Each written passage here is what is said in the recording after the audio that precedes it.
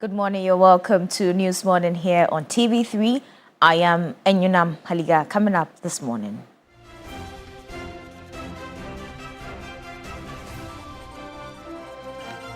Economic and Organized Crime Office grants Dennis Miracles Abuaje a 50 million cedi bail with 3 conditions. Also, new screening technology unveiled at the Accra airport to strengthen security measures and reduce delays for travelers during checks.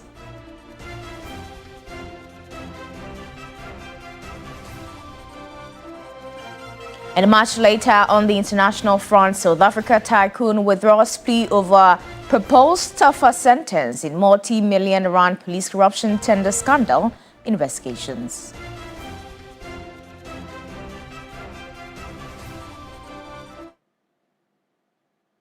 We go on to our first story now, where the 2028 Communications Director for Dr. Mahamudu Bawumia, Dennis Miracles Abuaje, has been granted bail in a sum of 50 million cedis by the Economic and Organized Crime Office, EOCO. The bail conditions set require 3 sureties, 2 of which must be justified.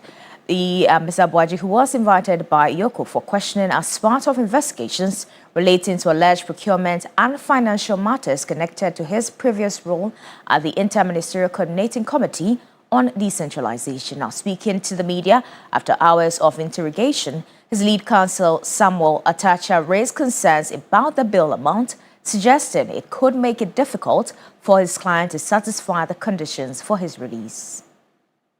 Because the past record is showing that they've invited him here and he came, and they said when they needed him, they'll call him. So I believe that democracy and the rule of law has been reversed backwards, that a man who is not running away and is decent enough to go through Kotoka International Airport, or what they call the Accra Airport, is arrested and detained all this while. I don't believe that is how we should conduct affairs. It is not proper. As if he's a common criminal, and I don't see common criminals coming through Kotoka Airport. That's the first point. The second point, which is very, very interesting, is that, look, you interpret. Now, away from that, the Accra International Airport has unveiled new security screening equipment at its checkpoint to enhance aviation security. Travelers say the innovation will ease the stress and inconvenience they have once endured. Until now, passengers were required to remove laptops, large electronics, shoes, belts, and liquids from their bags for separate screening. But with the new state-of-the-art system at Terminals 2 and 3, laptops and other devices can remain in cabin baggage. Shoes and belts stay on, and liquids, aerosols, and gels may no longer need to be separated. An automatic tray system will also return trays to passengers for quick reparking of items. Travelers share their experience with the new technology. It should be more convenient. One of the things we've seen over the past years traveling is having to take off everything and then get them back. It's kind of a lot of hassle. So I guess this would be reducing the hassles before boarding. Generally, I feel it's a very good way to go. And it's a landmark installation, especially on the west side of Africa. I don't think we have this around, so that's really good. I hope to see it work. The previous system was a bit time consuming, and then sometimes it puts passengers into a stressful mood where sometimes there are delays in getting to the airport, and then when you want to quickly pass through the security systems, you have to now take off your bag, your shoes, your belt, and then even your watch. But I think for now, if this is coming up, it's going to be more convenient for travelers. I think the security system is much important in every country. Even in Europe, you remove your shoes, your belt and everything. So I think everything works here very, very nice. Donc je pense que le nouveau système mis en place. I think that the new system is a system that really facilitates things, because when we arrived, we didn't spend a lot of time at the control level. Allège et facilite beaucoup le passage au niveau du contrôle. Airport authorities say the migration onto the new system will be rolled out progressively. Now, away from that, some legal-related stories. Aggrieved Men's Gold customers have given government a 21-day ultimatum to clarify and outline the supposed bailout plan they say government promised them. Earlier, the High Court has concluded the case management conference and directed the former Men's Gold CEO, Nanapia Mensah, to continue, given his evidence on Friday. Our legal affairs correspondent, Lord Edwasari, reports. Nanapia Mensah, also known as Nam1, together with Men's Gold Ghana Limited and Brew Marketing Consult Ghana Limited, has pleaded not guilty to 39 charges. The charges include selling gold without a license, operating a deposit-taking business without a license, inducing the public to invest, defrauding by false pretenses, fraudulent breach of trust, and money laundering. When the case was called on Monday, July 13, counsel for Nam1 told the court that the accused persons had filed their witness statements, although they had only been filed that morning. The prosecution, led by Watkins Adama, drew the court's attention to the fact that they had not been served with the documents, resulting in the case being stood down for Nam1's lawyers to comply with the court's directives. Upon resumption, the court proceeded with the case management conference, during which defense lawyers cited 7 documents that had been filed in addition to the witness statement. Presiding Judge Sednam Kwadam directed Nam1 to resume his evidence in chief on Friday, July 17, after the completion of the case management conference. Reacting to the development, spokesperson for the aggrieved Men's Good customers, Fred Forson, expressed delight with the progress of the case but appealed to the government to honor its promise. We want to give a 21-day ultimatum that government should come out and give us concrete steps as to how he's helping the customers to retrieve our money. We have asked for a bailout of 200 million Ghana cedis. I'm told in the next few days, government may go to parliament for the media budget. And so it is our expectation that government makes those provisions in the budget for us. The customers are hopeful that Nam1's testimony will be completed before the legal vacation. Lord Idwasari, TV3 News, Accra.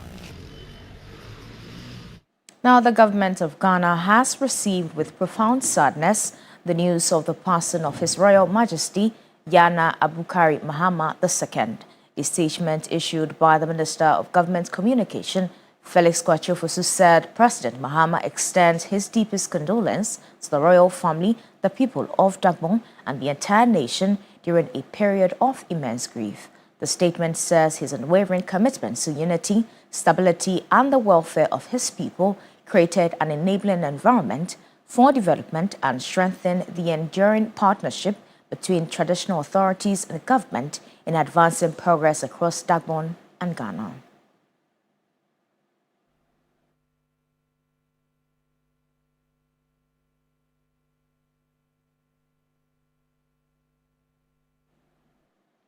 Now, majority of storm drains, roads, and sewer buffers in the Tema metropolis have been encroached by private developers. In Tema Central, activities of a private washing bay has led to severe breakage of one of 3 spines of the sewer system built in 1963.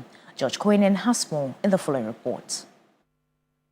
The Tema Central sewage system was built in 1963 by Ghana's first president, Osagyefo Dr. Kwame Nkrumah. Today, this vital infrastructure is severely broken as a result of human-related activities. A washing bay has encroached upon the buffers, putting pressure on the infrastructure, leading to its breakage. What needs to be done, in fact, effective now, is to get the storm drain off the buffer of the sewer line so that we can create the conditions to repair the broken sewer. Because as long as you have the storm drain flowing in the same corridor as the sewer line, it will be difficult, technically, for any professional to get into the water body and then fix the broken section of the sewer. The sewage system is the main pump that moves waste from households in Tema to the ocean. The Tema Metropolitan Assembly, TMA, is concerned about the environmental risk. We cannot, as an institution of state, sit and watch this development plunge the citizens of Tema and the inhabitants of Tema into a public health emergency. So let's be clear, the washing bay themselves, it's not as if this problem is affecting some people downstream. They themselves are affected by this problem, in the sense that any fly or whatever emanating from this area affects them as it would affect all other persons in the vicinity of this area. So if you wanted to be very honest to the facts, they should have been leading us in finding the solution to this problem. The recent floods in Accra has exposed the disregard of some private developers to build in waterways and on buffers.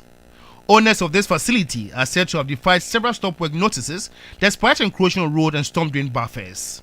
Tema was historically planned as a layout of 12 communities, but the increasing rate of encroachment is changing the old layout, defeating Kwame Nkrumah's vision. The Tema Metropolitan Chief Executive Ibi Bryce said demolition alone is not enough, but attitudinal change can restore the city. The bulldozers and everything else will be here. I prefer that it's painless. But after 1.5 years, I've brought the rest of your community to come and witness, so that when they tell us about human face, I don't know whether human face is limited to your family or it is for all of us. She directed all store owners at the Tema main market, whose structures are on drains, to evacuate as local authorities move in to demolish the structures. Last week when I came into the market, people were showing me, and I see drains, so you realize that the story is with the people. Yeah. We discover even more, and then it brings it back to you. If only our enforcement begins from engagement, especially from technical officers. Following cleanup exercises in the metropolis, the coming weeks will reveal whether the intervention will significantly improve sanitation or merely buy time as authorities search for more permanent solution. George Queening, TV3 News, Tema. Moving on away from that, Vice President Professor Nana Opoku-Agyeman has urged the Ministry of Interior and its agencies to prioritize public education, build public trust and invest in human resource development to strengthen the country's internal security architecture. Now addressing the leadership and the staff of the ministry during a working visit on Monday, the Vice President said the effectiveness of the country's security institution depends not only on the legislature and enforcement, but also on citizens' confidence in the agencies responsible for protecting them. The Minister for the Interior, Muntaka Mohamed Mubarak, mentioned a number of bills that have been passed, including the Security and Intelligence Agencies Act and the Community Service Bill, which he said has received parliamentary approval and is awaiting presidential assent. He said the introduction of community service and parole regulations would help transform the country's correctional system by reducing prison congestion. The minister also disclosed that 18 services under the ministry have been digitized. On logistics, the minister said the security agencies have received additional operational vehicles. He added that government's fight against narcotics has shifted towards dismantling trafficking networks, with assets linked to suspected drug traffickers being seized. We'll be able to tend 73 assets that are linked to people who are drug trafficking, because we are trying to move away from simply just getting those who are being caught either smoking or using it, but we are targeting those who are really bringing the drugs into our system. By the grace of God and the help of the Chief Justice, we'll be able to get a dedicated court to prosecute our all narcotic offenses in a special court. And with the help of the Attorney General too, we'll be able to be giving the prosecutorial powers to narcotics control, instead of them getting their cases being prosecuted by the Attorney General. Today, they are prosecuting those things themselves, and we are training crop of lawyers to make sure that they do it and do it very well. Vice President Professor Nana Jane Opoku-Agyeman stressed the need for public education to ensure effective security management and national development. It's about public education. Whatever we do, we are doing it in the interest of all of us, especially in the interest of people who are not in the boardrooms, who are not in the meetings, and who may not even share the conclusions that we reach. And that is why public education becomes critical. The Vice President also visited the Ministry of Environment, Science and Technology. The acting minister for the sector, Emmanuel Amakufibwa, called for sustained government support to strengthen research, innovation and environmental governance. Through its non-GMO certification service, the National Biosafety Authority has certified export commodities such as cocoa powder, cashew, moringa, peanuts, turmeric, and other products for the international market. If we don't take care of our environment, then we are not even taking care of ourselves. If we continue poisoning our land and our waters, it means we don't want to live. And if we want to live the hard way. That cannot be helpful to any of us. So please let us break down everything we are doing to ensure that many people are with us. Now to some other stories now, as Ghana has made significant progress in promoting rights to persons with disability. In 2006, the country passed the Persons with Disability Act 715, demonstrating a commitment to equality for all. However, nearly 2 decades after its passage, almost 3 million Ghanaians living with disability are still waiting to fully enjoy their fundamental human rights as the passage of a revised bill into law continues to stall. Nearly 2 decades after Ghana passed the Persons with Disability Act 2006, Act 715, implementation remains largely on paper, with millions of Ghanaians living with disabilities still excluded from mainstream social and economic life. The landmark legislation passed in 2006 mandated accessibility in public buildings, education, employment, and healthcare for persons with disabilities. But advocates argue that enforcement has been inconsistent, leaving many of the Act's provisions unmet. The lived relatives of persons with disabilities starkly contradict the promises made in 2006. These barriers are the product of systems, institutions, and attitudes that have consistently failed to promote and ensure disability inclusion. The disability is not in the person. The disability lies in the barriers created by society. Disability is a human condition. It does not discriminate. According to the Ghana Statistical Service's 2021 Population and Housing Census, approximately 8% of Ghana's population lives with some form of disability. The gaps remain significant. Access to education continues to be a major challenge as many children with disabilities are still unable to attend mainstream schools due to inadequate infrastructure and support systems. Employment opportunities also remain limited, while many public buildings still lack basic accessibility features in direct contravention of Act 715.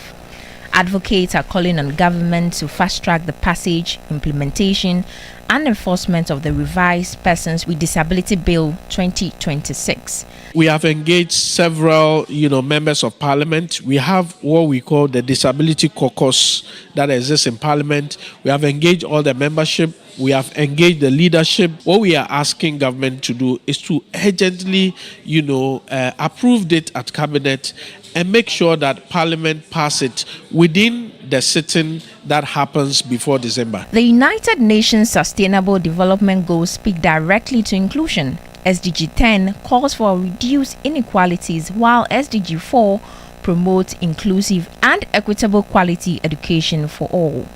Ghana's progress towards achieving these goals remains uneven, particularly regarding disability inclusion. Anita Agbota, TV3 News. And that's our package for you this morning. For more news, please check our website at 3news.com. I am Enyunam. TV3 Newday continues.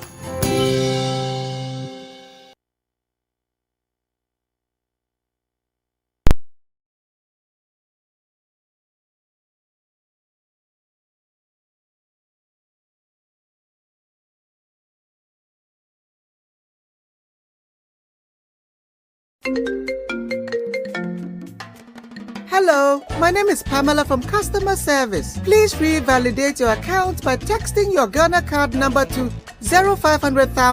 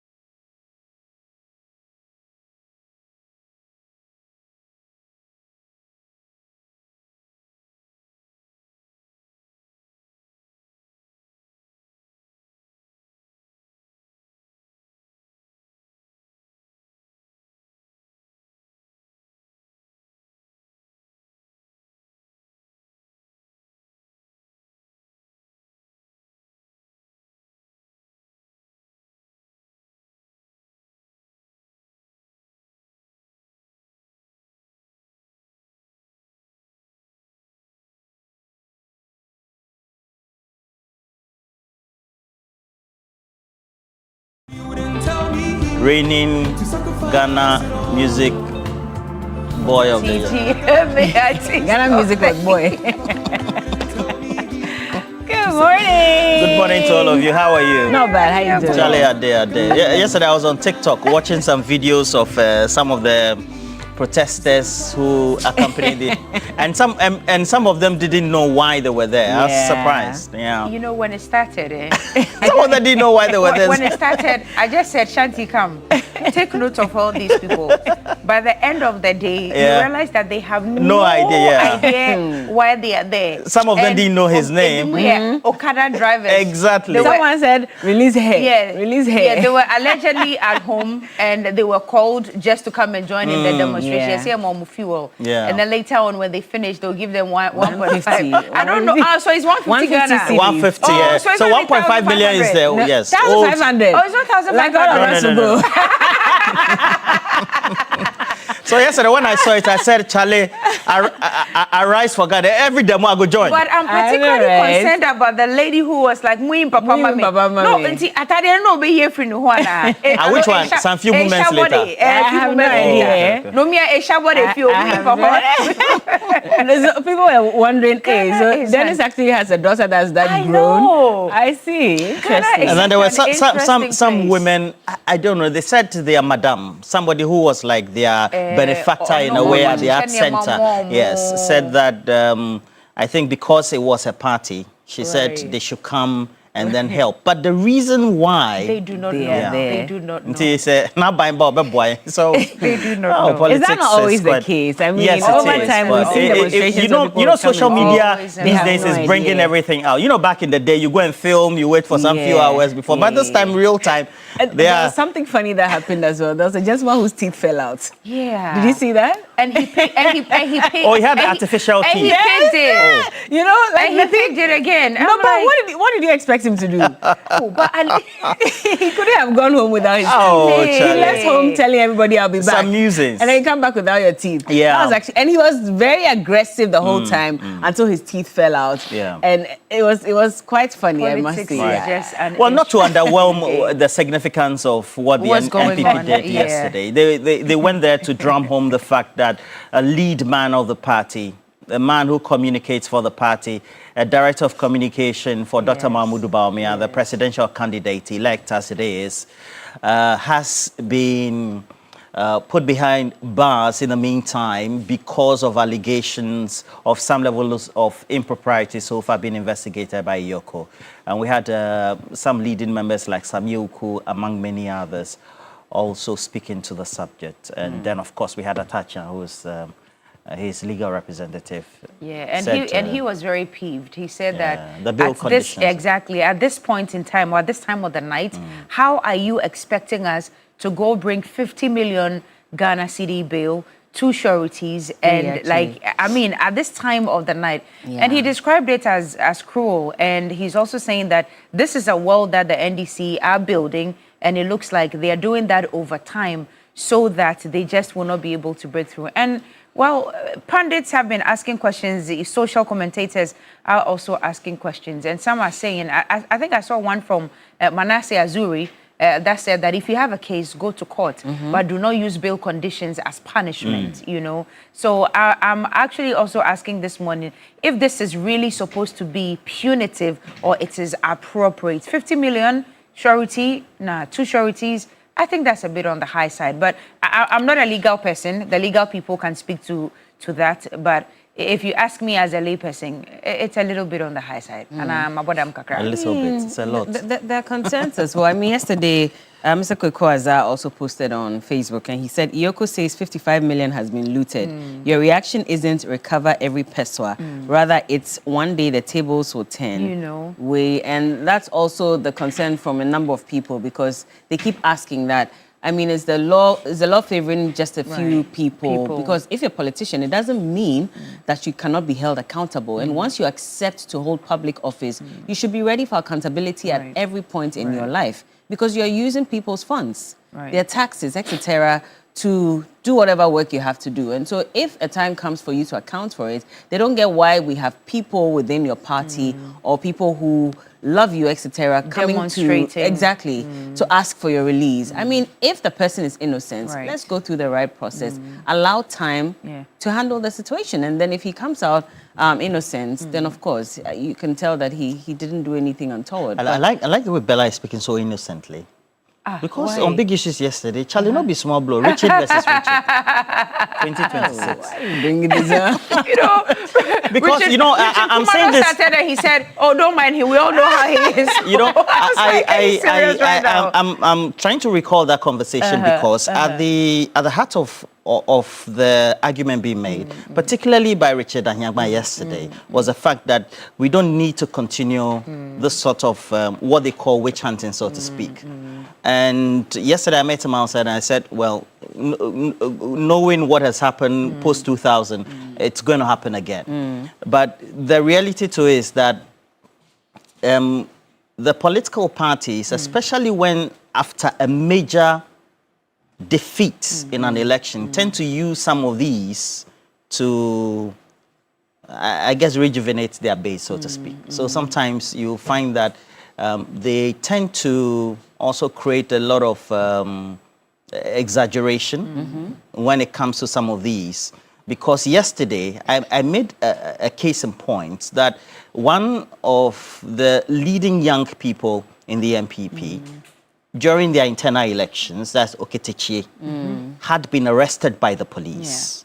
His human rights, so to speak, also, if they have been breached, need to be advocated. Okay? Right. So these are two seemingly young people who appeal to all segments of the demographic population of those who support the MPP. And the reaction of the party leadership, all in the grips of law enforcement authorities of the state of Ghana, the reactions of the MPP are two different things. Is it because one is more popular, or the actions or omissions for which one is being held is different? And so we also need to take a look at the aesthetics as well, the reactions thereof. And they ask the question, is this going to stop from this one? No, it's not going to stop. So the next time, if I see some of our friends who then out of power will be going to Yoko, etc., it's not going to stop today, you know. So we also need to make sure that when people are in office and then they are being called to account, it's also because they are being called to account because they were holding public position of trust. And so as a result of that, you have to make sure that you account to the people. Indeed, if you look into the subject matter of Dennis Miracles Abuaji, it was not Saturday that he was having an encounter with the Economic and Organized Crime Office. He had previously been engaging. So apparently he'd been going in and out of the place. Yes. Which they were all aware of. Yeah, they were all aware. Do you understand? So we also need to delineate the issues and then have the proper argument for it as well. To be fair, I thought that yesterday, like you mentioned, there was a lot of exaggeration. I thought that they could have just, you know, calmed down a bit, allowed Yoko to communicate. First of all, if indeed they had Dennis, the reasons why they had him, and of course the way forward. And then that way you're justified. Because yesterday I asked Richard Ahiagba again that what's the end goal in asking party supporters to amass you know, at Yoko? Is that going he to couldn't cause really enough give me pressure for an him to answer, be convincing released? answer, because he eventually said, I'll come to that later, but let me speak to what but he never really addressed later. I mean, I still wasn't convinced. And that's the question, because again, we're coming back to the issue of people not even knowing why they were asked to come there in the first place. So what was the end goal? Because no matter how much noise you make, they are not going to release him almost immediately just because you are there. The law is the law. The law is the law. It has to go through the process. And at the end of everything, the bail conditions were set only around 7:50 p.m. anyway. You know. You get it? And we've seen things like this in the past. I remember when Chairman Wontumi as well was also Same. detained at Yoko. We had members of parliament go and sit on the floor, literally. Demanding and the women for his who couldn't release. sit on the floor were on chairs. It didn't stop Yoko from doing what he had to do to go through the process. And everybody now keeps saying that even that same person that you all went to a mass at Yoko for is now, you know, asking for a plea bargain, etc. So why don't you allow the law or the process to go through? Let's see. If the person is innocent, eventually he's going to come out innocent anyway. Right. If not, let the law deal with that person. Right. It's as simple as that. Anyway, you know? Enough about MPP and the crisis that they You seem occupy to a be position going so through. that Which position? when post there is, you go an account. 30 million, 30 Will million. you guys come to Yoko? We'll come in and mass there. And then, yes, we'll probably bring a few people. Oh, me, I'll go and bring my guys from Ashaiba. I saw the Okada guy. When I saw the Okada guys... And then we'll ask them, I'll be the one asking. Mami na yashi no no unim ne de. Your friend say, "Osu eminim ne din ara de." Someone didn't even know whether it was a he or a she. 1 minute he says release him, the next minute he says we are here to make sure you release her. And I was wondering, okay, are you sure you know what you're about? Yeah. But anyway, but you're discussing that for big issues. Yes, it's an interesting country we live in. Anyway, let's move on to other things. And this morning, our thoughts, our prayers, and our hearts are with the people of Yendi, because unfortunately, Yana Abubakar Muhammad II, overlord of Dagbon, Gbewa Palace in Yendi, has going to be with the Lord, and from all indications received here by us, he has been buried already according to the tradition of Dagbon, and Dani royal family made sure that he had a befitting burial. I don't know if there's going to be a state burial officially, to commemorate the unfortunate passing of the overlord of Dagbon, but I'm sure in due course we will know about it. So in this morning, we'll be taking a look at who the man was, the impact that he had, especially during his reign, and the way forward. Is there an heir to the throne? Who is it going to be? And all of that. So we'll be going through all of that this morning. You are not discussing that for the big issue, are you? No, we're not. Okay. I mean, after the Dennis Miracle Abuaje issue, we're going to look at post cleanup, of course, the way forward. And it rained this morning, exactly. When it started raining, my mind was on there. Exactly. I said, if this is as bad as the previous one that we had, what's going to happen? But I don't think that we had flooding out then. I don't think it was as much rain as we had previously. But the local government minister was talking, and he mentioned that, in order to desilts the larger drains, you require a lot of funding. And he doesn't understand why a lot of people are blaming the MMDCs, because that responsibility lies at the doors of the urban roads. Yes, exactly. Committee or ministry, I think that's what it's called. And so we're going to get into that conversation as well, and also ask questions about why the MP walked into that bank in particular to demand that they stop work and come out to help clean up their environment. She's caught some flack for that as well. And so we'll get into that conversation on the big issue. But yes, this morning, of course, we are paying condolences to the Yana's family and, of course, people in the north. And so we'll get into that proper, and hopefully we'll get to speak to one resource person from that area to give us some more insight into what exactly is to be expected moving forward. So yeah, that's it. Well, let's go to Agbogbloshi this morning, and we want to take a look at how the cleanup exercise has impacted the community, or of course the market as it stands now. Let's see what the situation is like.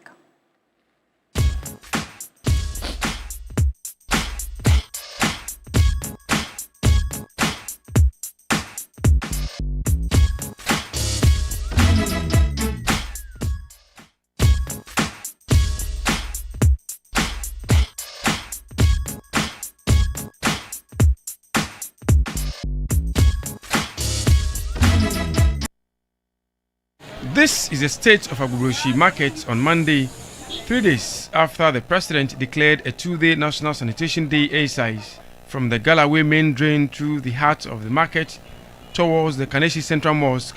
Heaps of refuse line the gutters, while many drains remain blocked with silt and solid waste.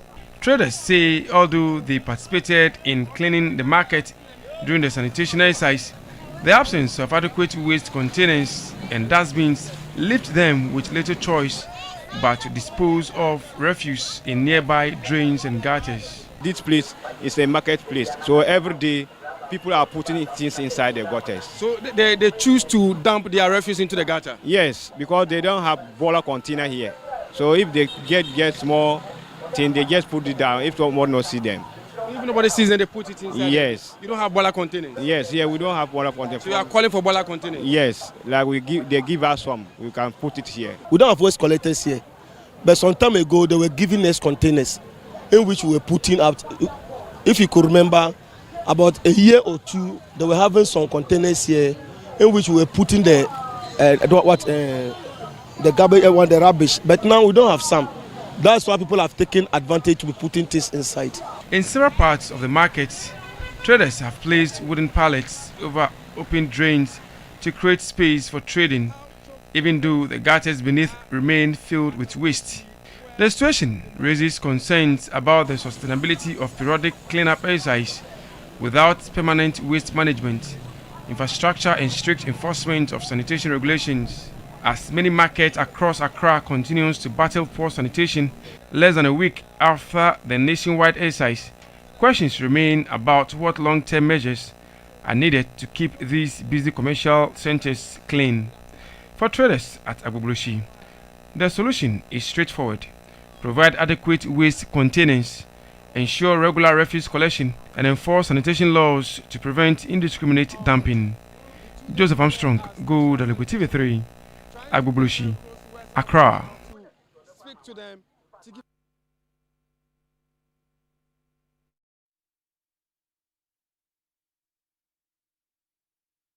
Thank you, Joseph Armstrong from Agbogboshi. Is it Alogboshi or Agbogboshi? Agbogboshi. We have Alogboshi. Oh, that's Alogboshi and that's Agbogboshi. Yes, ma'am. So this one is Agbogboshi. Agbogboshi. Oh, Agbogboshi. Okay.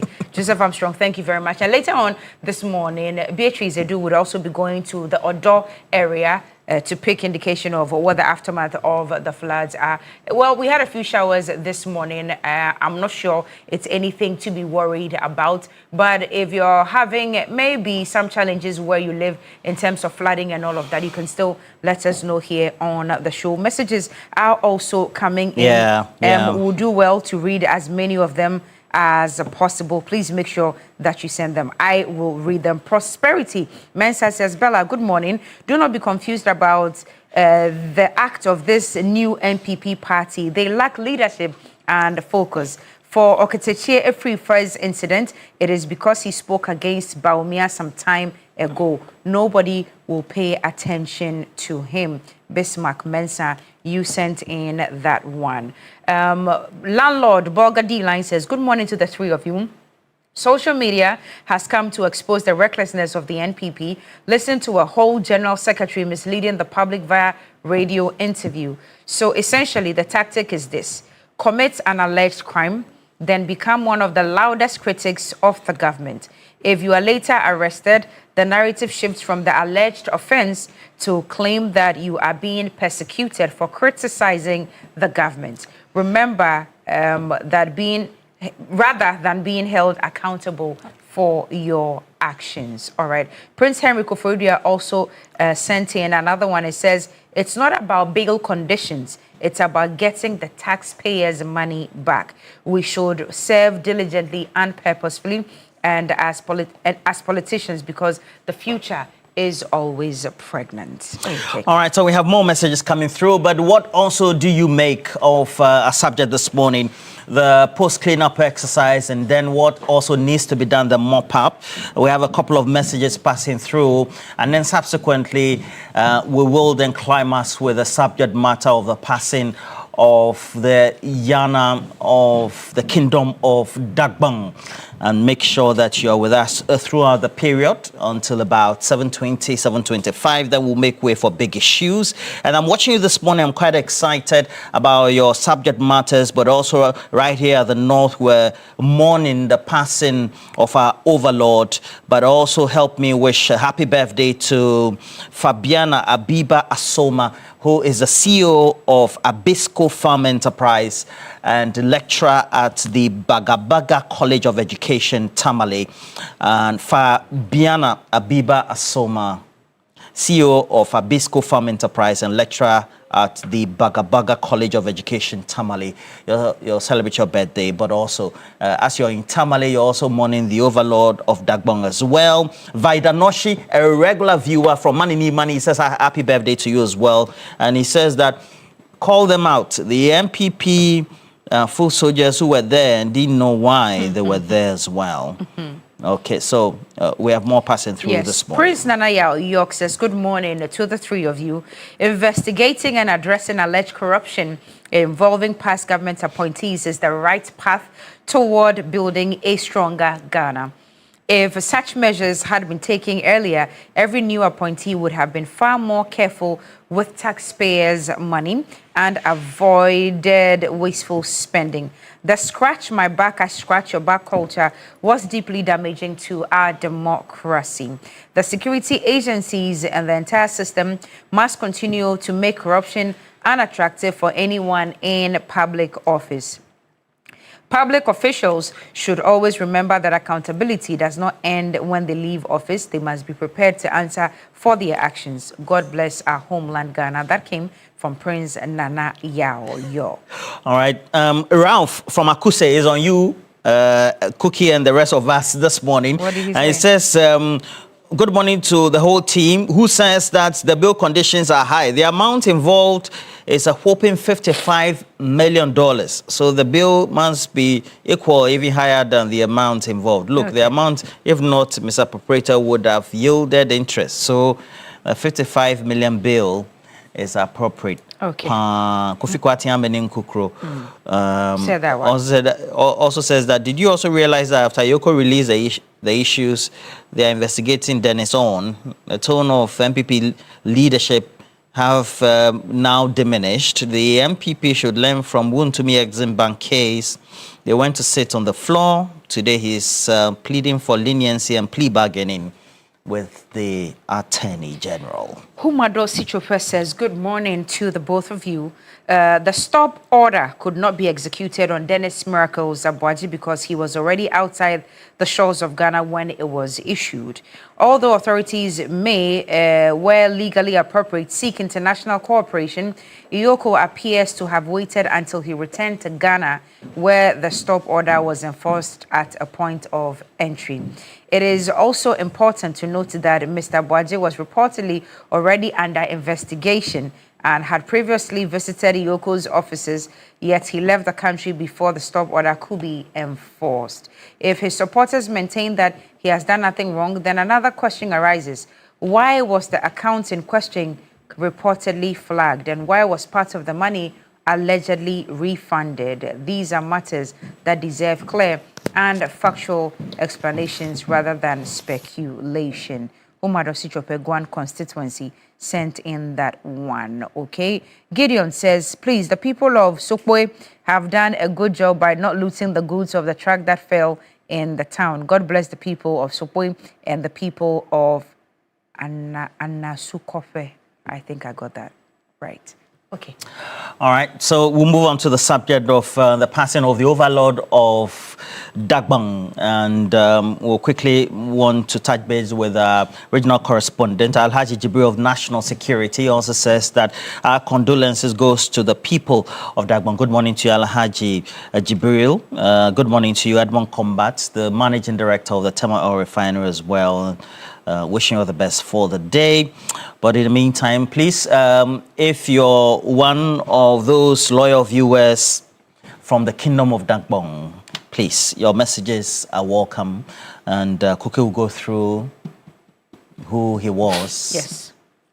All right. So let's splash it on the screen so that our viewers and audience can go along with us as we go through it. So there you have it on the screens. Yana Abubakar II, also known as Yana Abubakar Mahama II. He was the overlord of Dagbon.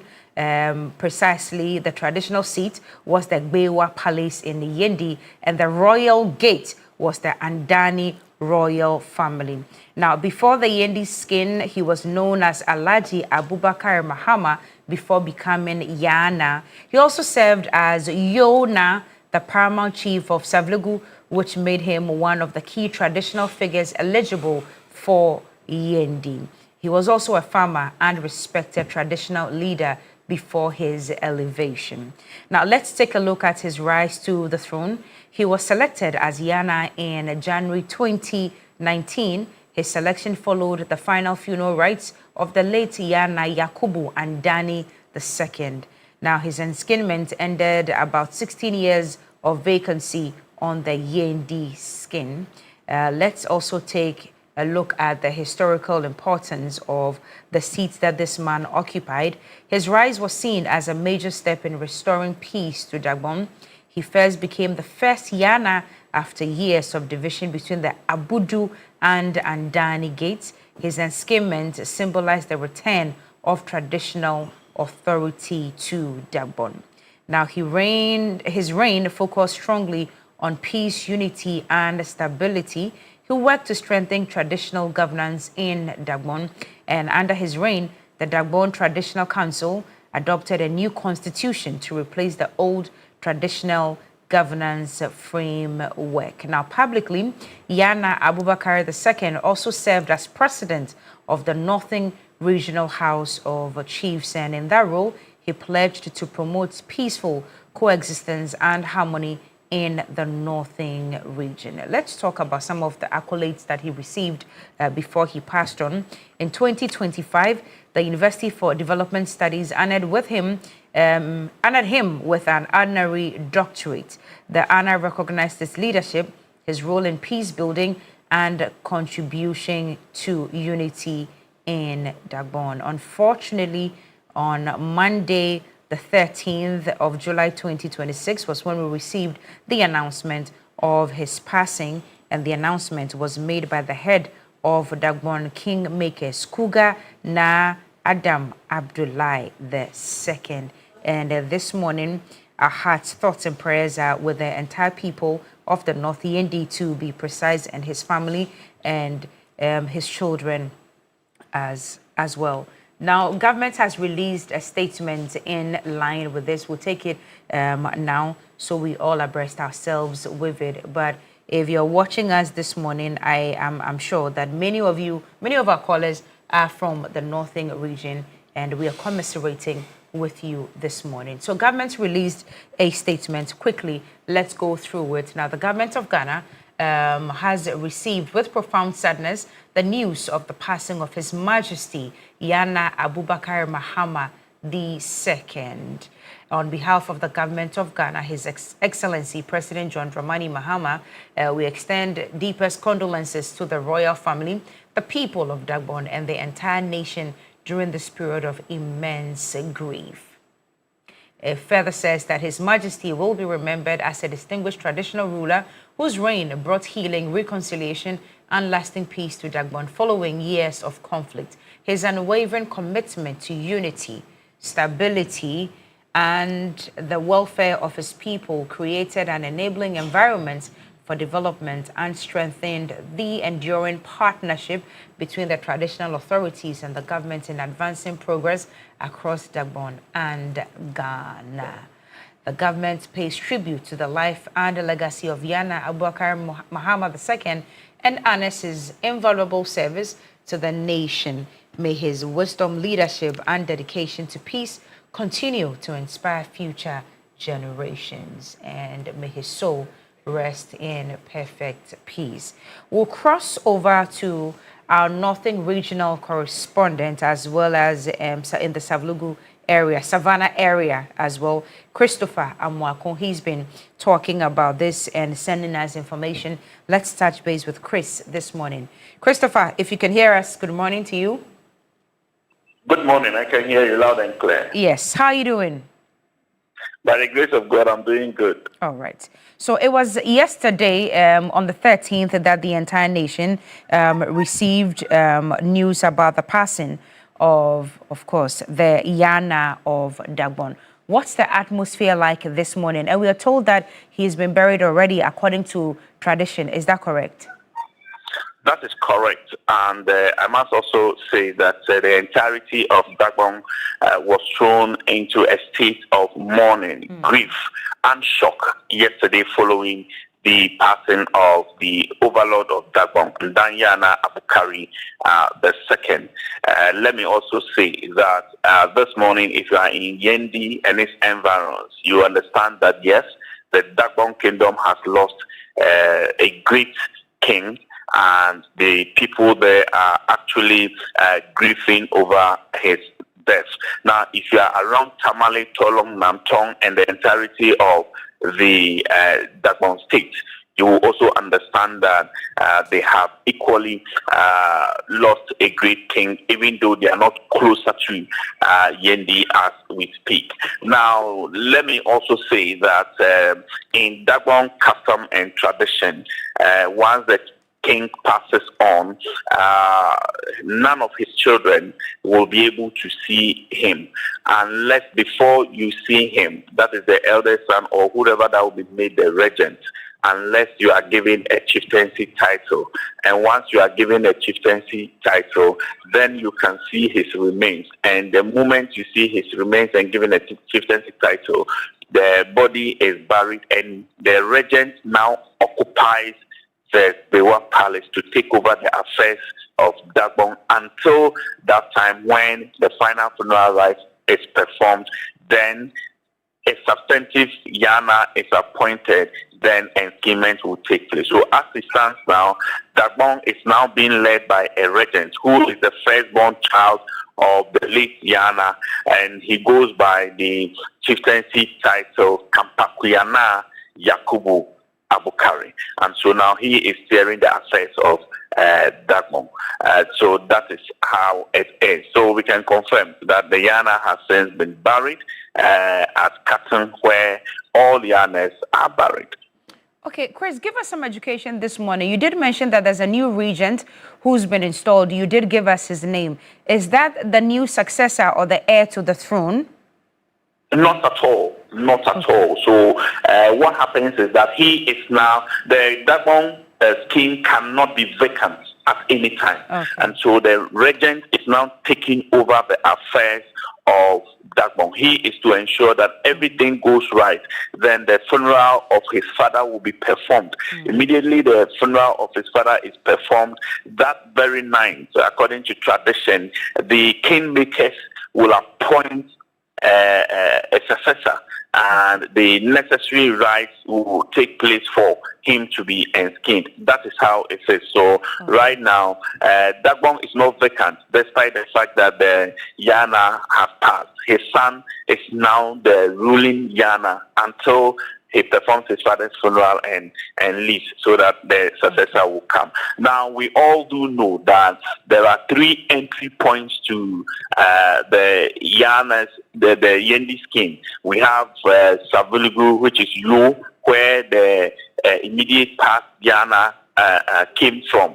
We also have Mion, and we have Karaga, and we do also know that it is between Abudu and Andani. So now the Yana who just passed is from the Andani Royal Gate. So per the new constitution, the new Dagbon constitution, so it means that between Karaga and Mion, that is where the new Yana will be coming from. So after performing the funerals, the kingmakers within Dagbon will select amongst the two, Karaga and Mion, which one becomes the successor of the late Yana Abukari II. Okay, Chris, still on education, the kingmakers who are deliberating to select the new heir or occupant to the throne, these deliberations, are they made public or it's kept under wraps until they are ready to announce? Okay, so it's not made public. Okay. What happens is that right now, everybody who understands the cultures and tradition of Dagbon, including the new Dagbon constitution, will definitely know that between the Mion Lana and the Karana, one of them will become. So it is now for the kingmakers to decide. And I must also tell you that some of these things also take some spiritual forms because they have what they call the soothsaying. So within that period, a lot of things happen before they settle on who succeeds the late Yana. And so that is how it is supposed to be. Okay, we've seen a release from government, of course, commiserating with the family and the people of Dagbon and Yendi for that matter. But in cases like this, are we expecting an official state burial to bid farewell, final farewell to the Dagbon King? That I don't think will happen because for now the king has already been buried in line with customs and traditions of Dagbon. In fact, not even the people in Yendi know how the king is buried, and so that will not take any state burial form. But what we do know is that every support before the enskinment of this late Yana, some funerals were performed in the past. That was in between 2018, ending of 2018 and 2019. We saw the performance of two funerals. That is the late Yana, who reigned before Yana Yakubu Andani. His funeral was performed by the late Bogu Lana, who was occupying the Nyon skin and also passed. We also saw the performance of the funeral of the late Yana Yakubu Andani by his son, who is now the Yuna in Savulugu. He performed the funeral of his father before he left the Bewa Palace for the late Yana Abukari II, who just passed to occupy. And so that is how the tradition goes. It's not for government to sort of come in to give a state burial to the person. Yes, the achievements, the goodness of the person, government has issued a statement to talk about it. Every support that government has for the performance of the funeral, yes, undoubtedly we know government will come in, but there is nothing like state burial when a high-profile traditional person dies. Okay, let's talk about his impact. What are people saying they will miss the most about the Yana? The Yana, first of all, let me state that, was a peace-loving person. Now, before he became the Yana, he was the Yona. And within the Yo traditional area, there was nothing like chieftaincy dispute within that traditional area. Now, when he moved to Yendi, you know that was a time that there was a long-standing chieftaincy succession dispute between the Abudus and the Andanis. When he was enskinned and outlawed, one comment he made that his enskinment will mark the end of the chieftaincy or succession disputes that Dagbon has been witnessing or experiencing.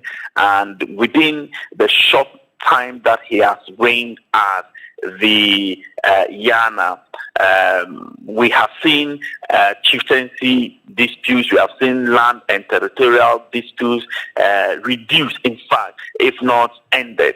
And so the people within Dagbon praise and hail him for this. And that is why his death pains a lot of people. Now, the second thing, apart from he being a peace-loving person, is the fact that he started a project, the new Bewa Palace project, in fact, which a lot of people have contributed to. And as we speak, it's a magnificent project that he's done. I must say that in the entirety of northern Ghana, it is one of the biggest projects that a traditional ruler has spearheaded. And as we speak, the project is completed. They were supposed to actually ensure that he moves into the project before he passed. Unfortunately, he did not live to settle in that project before he passed. And so people are shocked and worried that he should have occupied the new Bewa Palace that he started. Now, the other one has to do with his human relationship. He was someone that the people of Dagbon could go to with their concerns, especially when it has to do with issues of chieftaincy, issues of tribal issues within the Dagbon state. And so he was loved by not only the people of Dagbon, but even other people who live within the northern and areas. All right. Chris, thank you very much this morning. But just before you go, Rolly wants to ask a question, but I'm also interested in what happens in the community now. Traditionally, are community members expected to observe anything in particular or to behave in any particular way as the king has passed? Okay, so in Yendi, for instance, as we speak, schools have been closed. So that is one. Number two, businesses have also been affected because if you live within the catchment area of the Bewa Palace, you will not be able to, even though no formal announcement has been made that do not open your shop. But because of the mood within the area, people within the area are not opening their shops for business. Now, this has also affected the daily activities of a lot of people because the entirety of Yendi and Dagbon has been thrown into a state of mourning. And so, obviously, people are grieved. We will not see the usual hustling and bustling in town. We will only see that people are in town, but in a sober mood. Okay, and how long is this supposed to be for or to last for? I'm talking about the closure of businesses and the inactivity experienced in the area now. Okay, so after the third day funeral adua or prayer, now a date will be set for his 7th day, which of course the 7th day is also when it is also performed. Now the final funeral rites will be determined by his son, who is now the regent. But I'm sure after the third funeral day, after Thursday, life will bounce back to normal in Yendi and other parts of Dagbon. After Thursday, after the third funeral day and performance. Okay. Rolling. And Chris, just to also wrap up on this subject, and it's good that you mentioned another part of Dagbon. So we're talking about Yendi. I particularly know about Sang, Saboba, Tatale. Which other towns currently in the modern day make up the kingdom? Okay, so we have areas such as Tatale, we have Zabzugu, we have Bushegu, we have Karaga, we also have places such as, Wulensi and Bembela are not part. They are in a different kingdom, which is Nanu. So when you come to the other side, which is the western side, we have Nantong, we have Sablugu, we have the Tamale itself, we have areas such as Tolong, and we also have Sagnarigo, which is also within the Tamale enclave. So a lot of paramounts make up the Dagbon kingdom. And like I said, if you look at northern region, if you look at Pandai, even though Pandai is part of the northern region, but Pandai is Gonjaland. So Pandai is not a town like does not belong to Dagbon. So a town like Kumbungu is also part of Dagbon. Exactly. Okay. All right. Thank you for those clarifications there. And just keep monitoring the situation, particularly you with your sources within the traditional authorities of the Dagbon Kingdom, and then bring us up to speed with the latest and the kind of information you can give us by way of education as well, and then the processes and rights that would be observed in relation to the passing of the Yana of the Kingdom of Dagbon. Simon Yang has sent us a message and says, good morning. to you and the rest of the team, my condolences to the Dagbon Kingdom on the passing of the overlord. His demeanor, respect, peace, loving father, and father of all virtues will be missed greatly. We pray that the peace he initiated will remain a lasting legacy in the Dagbon Kingdom. Simon Yang sent in that one. So we have a lot of the sons and daughters of Dagbang giving us messages. So I have this one from Alhaji Kupson, who says that may he rest in peace. Currently, public schools have been closed down in Dagbang till according to the information he is giving, the 17th of July, all in memory of the late Yana. And then also I have Sheikh Abubakar Napar also sending us a message this morning saying that our hearts and then souls are with the late Yana. Lawyer Digitama Klo, the CEO for the MPA, is also watching and says that may his soul rest in perfect peace. Good morning to all of you watching us currently. We'll be monitoring the situation. In the meantime, also giving you the latest from this sudden passing of the late Yana of the Kingdom of Dagbon as well. But there are also other matters that we have to apprise you of. Let's take a look at the weather update for the next 18 hours from the Ghana Meteorological Agency. But remember to peck up your day the Milky Way with a rich, smooth taste of Peck Milk Shortcake. It is pure delight, available everywhere. Please take note of the weather forecast for the next 18 hours.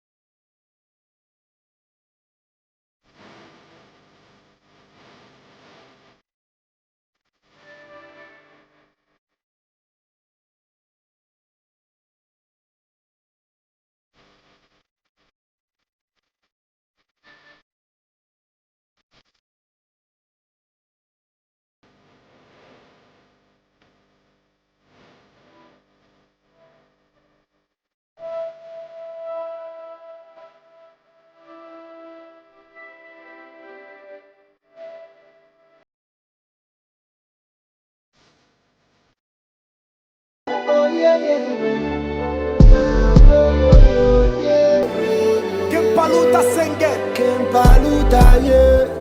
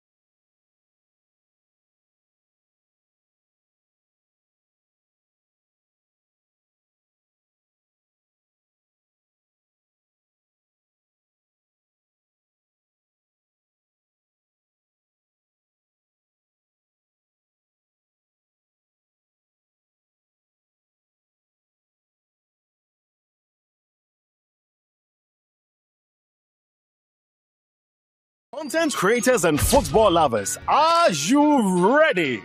Creator Cycles is back with Play and Connect 3.0, the Creator Cup Jersey Edition. Get ready for an unforgettable afternoon where football passion meets content creation. Rock your favorite football jersey, challenge your friends in a PlayStation battle, enjoy arcade games, creator collaborations, amazing content creation, and the live streaming of the FIFA World Cup final on a giant screen. It's more than football. It's networking, fun, and unforgettable vibes. Hey, 19 July 2026. Time is 3 p.m. Location is Nexus 9 Lounge and Spaces, East Legon. Play and connect. Play, connect, and create. Don't hear about it. Be there.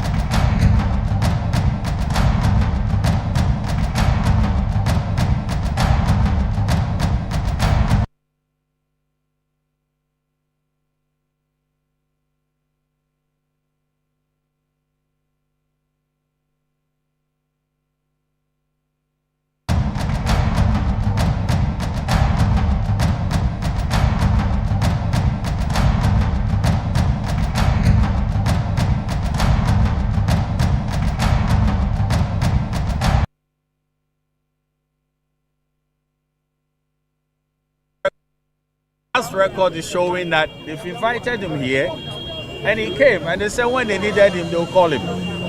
So I believe that democracy and the rule of law has been reversed backwards, that a man who is not running away and is decent enough to go through Kotoka International Airport, or what they call the Accra Airport, is arrested and detained all this while. I don't believe that is how we should conduct affairs. It is not proper. As if he's a common criminal, and I don't see common criminals coming through Kotoka Airport. That's the first point. The second point, which is very, very interesting, is that, look,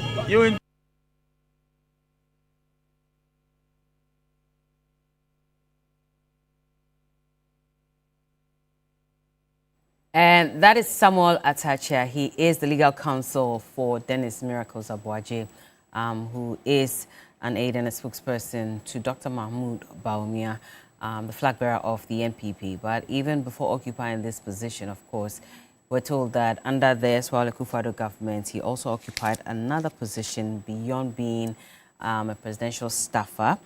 He also was made the executive secretary of the Interministerial Coordinating Committee on Decentralization.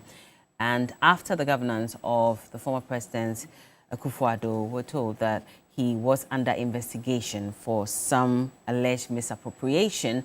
And so he has heeded to calls from Yoko to answer certain questions. We're told by one of the special aides to Dr. Bawumia that he has responded to calls twice to Yoko to answer some questions. And so they didn't even understand why he was picked up yesterday. And so that video that you're seeing now is on the back of bail conditions that were set as at 7:50 p.m. thereabout yesterday, after Dennis Miracles Abuaje had been detained for about 48 hours or close to 48 hours. And per the bail conditions, we do understand that he is being investigated over some alleged 55 million Ghana cedis public funds diversion. And so yesterday, a 55 million Ghana cedis bail condition with 50 million bail condition with 3 sureties to be justified were set for his release. But his legal counsel, of course, described the conditions as cruel and oppressive, indicating that he's not a mere criminal to be treated as such. And why would they wait till that late to set those bail conditions? Where do they expect them to find those sureties and, of course, ensure that he meets the conditions before he is released? But let's go through the statement that was released by Iyoko. It was released around 12 p.m., 12 noon yesterday, or maybe a few minutes before 12 noon. And this came on the back of calls from various factions to have Iyoko, of course, communicate to the rest of us why they had detained Dennis Miracles Abuaje, or if they even had detained Dennis Miracles Abuaje. So we'll go through the statement that was released. We'll start from the beginning of the statement. So, well, let me just read it directly from here. Okay, so yes, it says, let's go back to it. It says that Iyoko arrested the former IMCCOD Executive Secretary Dennis Miracles Abuaje and former Accountant General Apia in connection with investigations into alleged financial and procurement irregularities at the Interministerial Coordinating Committee on Decentralization. It goes on to say the investigation stems from petitions by the current Executive Secretary requesting further investigations following a forensic audit covering the period 1st August 2022 to 2nd February 2025. Investigators suspect the misapplication, diversion, and theft of approximately 55 million Ghana cedis in public funds. The suspects are being investigated for conspiracy to steal, stealing, and using public office for personal profit. And other alleged offenses include causing financial loss to the state, dissipation of public funds, defrauding by false pretenses, and money laundering, as well as other suspected offenses. Iyoko disclosed that Gerald Apia, who was mentioned earlier as the accountant who worked with Dennis, has voluntarily begun refunding some of the funds under investigation, but stressed that the repayments do not amount to an admission of guilt or absolve him of criminal liability. The arrest of Dennis followed significant new findings relating to suspected fraud and theft that emerged during the investigation last week. And finally, it says that Iyoko had earlier placed Mr. Abuaje on a stop order to prevent him from traveling while investigations continued, but he had already left Ghana before the order could be enforced. He was arrested, and upon his arrest, upon his return at the Kotoka International Airport. In fact, we're told that immigration officers, Iyoko says that investigations are ongoing, searches are being conducted, and both suspects are entitled to bail in accordance with the Constitution and the laws of Ghana while the office continues its investigation. This statement also indicated that he was detained by the officials at the airport and handed over to the Iyoko team on Sunday. And in fact, they intend not to disregard his constitutional rights. Neither do they intend to disregard the constitutional rights of Gerald, who we believe is also in custody at the moment, and they're ensuring that his bail conditions will be met or processed properly so he can be released. And so that's the statement coming from Iyoko at this point. Let's get into the studios and have a conversation on this matter. And joining me right now, of course, I have Dr. Ramsey Inusa. He is the Director of Research for the United Party. Good morning. Good morning. How are you doing? Well, we are mourning. Yeah. It's quite unfortunate, even though I do not hail from Dagbon. But I belong to the Moshi tribe. Okay.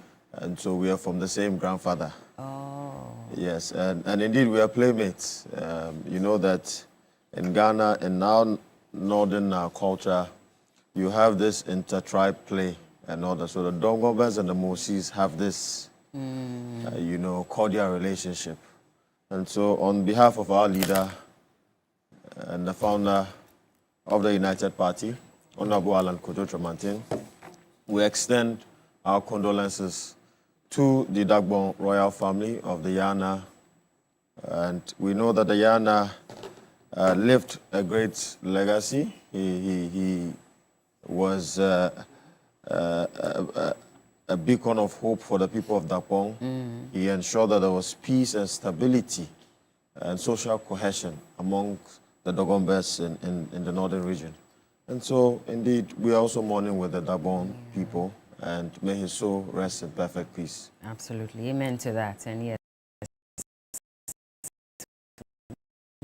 people of Dagbon as well. And earlier, you realized that we dedicated about 40 minutes speaking about his life and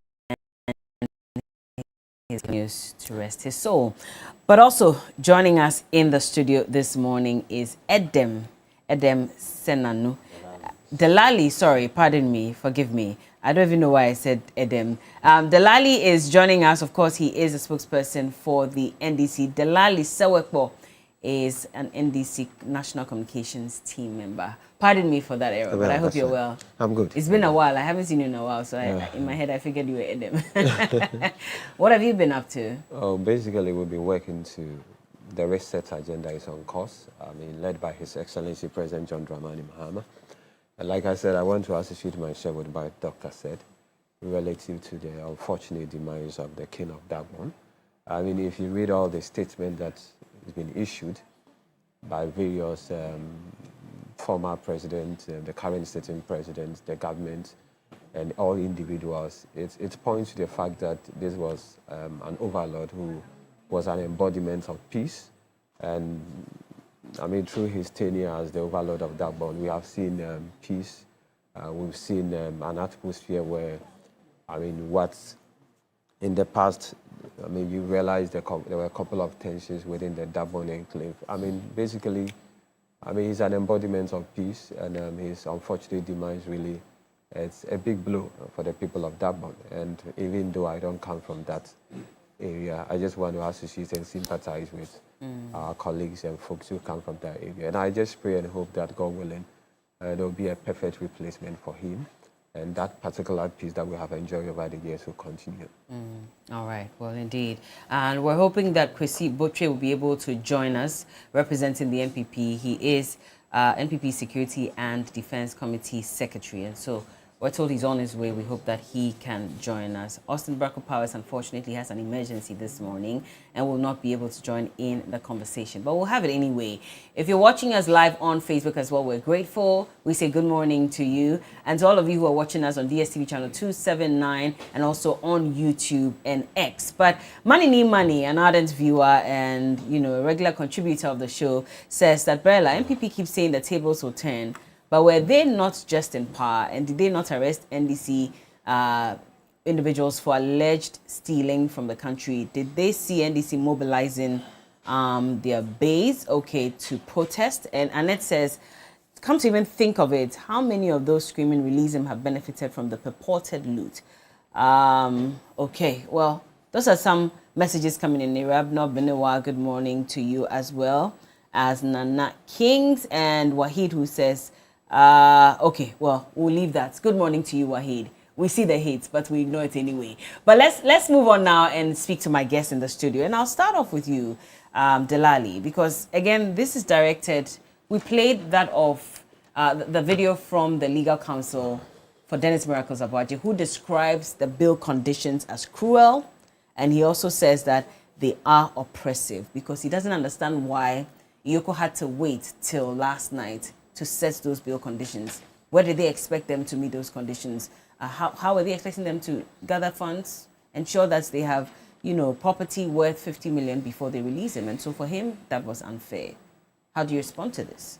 Well, once again, good morning to your cherished viewers who are watching us this morning.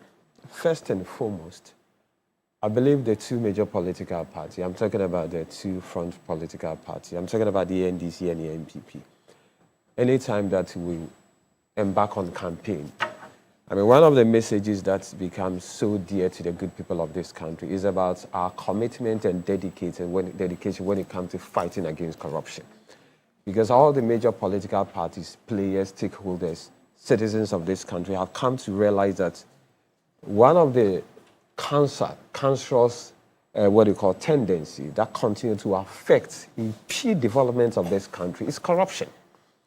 And it's one of the reasons why anytime there's a political campaign during an election year, issues about corruption take a center stage. And there's no doubt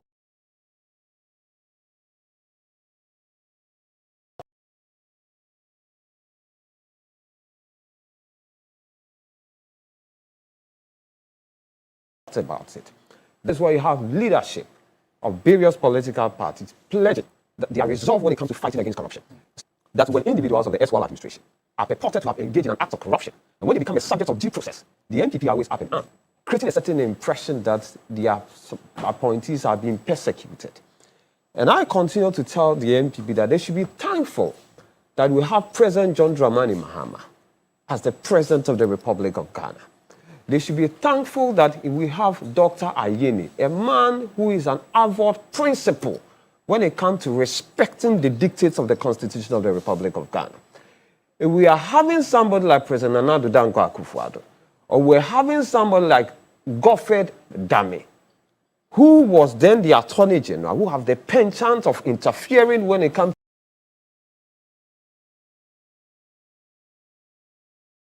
to the judiciary, I believe the NPP would have been singing with a different tune altogether. What is the fact of the matter? Miracle Abuaji had the opportunity, had the privilege to serve as an appointee of President Nana Addo Dankwa Akufo-Addo. And when you read the statement coming from Yoko, this is not an investigation that was commenced 2 weeks ago, or a month ago, or even days ago. This is an investigation that has been ongoing more than a year. Miracle himself has been cooperating when it comes to this particular investigation. And for want of a better word, Miracle has decided that owing to allegation that has been leveled against me, I have to avail myself to a state institution and answer to questions that will be asked. And the kind of allegation per the Yoko statement that is being leveled against Miracle is not a light, what they call accusation. These are serious allegations that has been leveled against Miracle Abuaji. You're talking about somebody who is being accused of engaging in money laundering, thievery, stealing, misappropriation, diversion. I mean, using state institutions to engage in profit-making venture. These are serious allegations that has been leveled against him. And for the past 1 year, he's been cooperating when it comes to the investigation. And now, Miracle is being arrested. And all of a sudden, NPP members are up in arms, creating a certain impression that Miracle is being persecuted. In the same statement that is coming from Yoko, an accountant of the very institution that he presided over, we are being told the accountant has started refunding some of the money that is alleged they looted. The accountant has started refunding some of the money. They're wondering why that has been even included in the statement, because if someone is refunding the money, they're asking how that is related to Dennis. It's of material importance, because at least it told Ghanaians that the individuals that were involved in this particular scandal, one of them voluntarily, without any form of cohesion or what do you call it, force or whatever, you have voluntarily decided to refund some of the loot.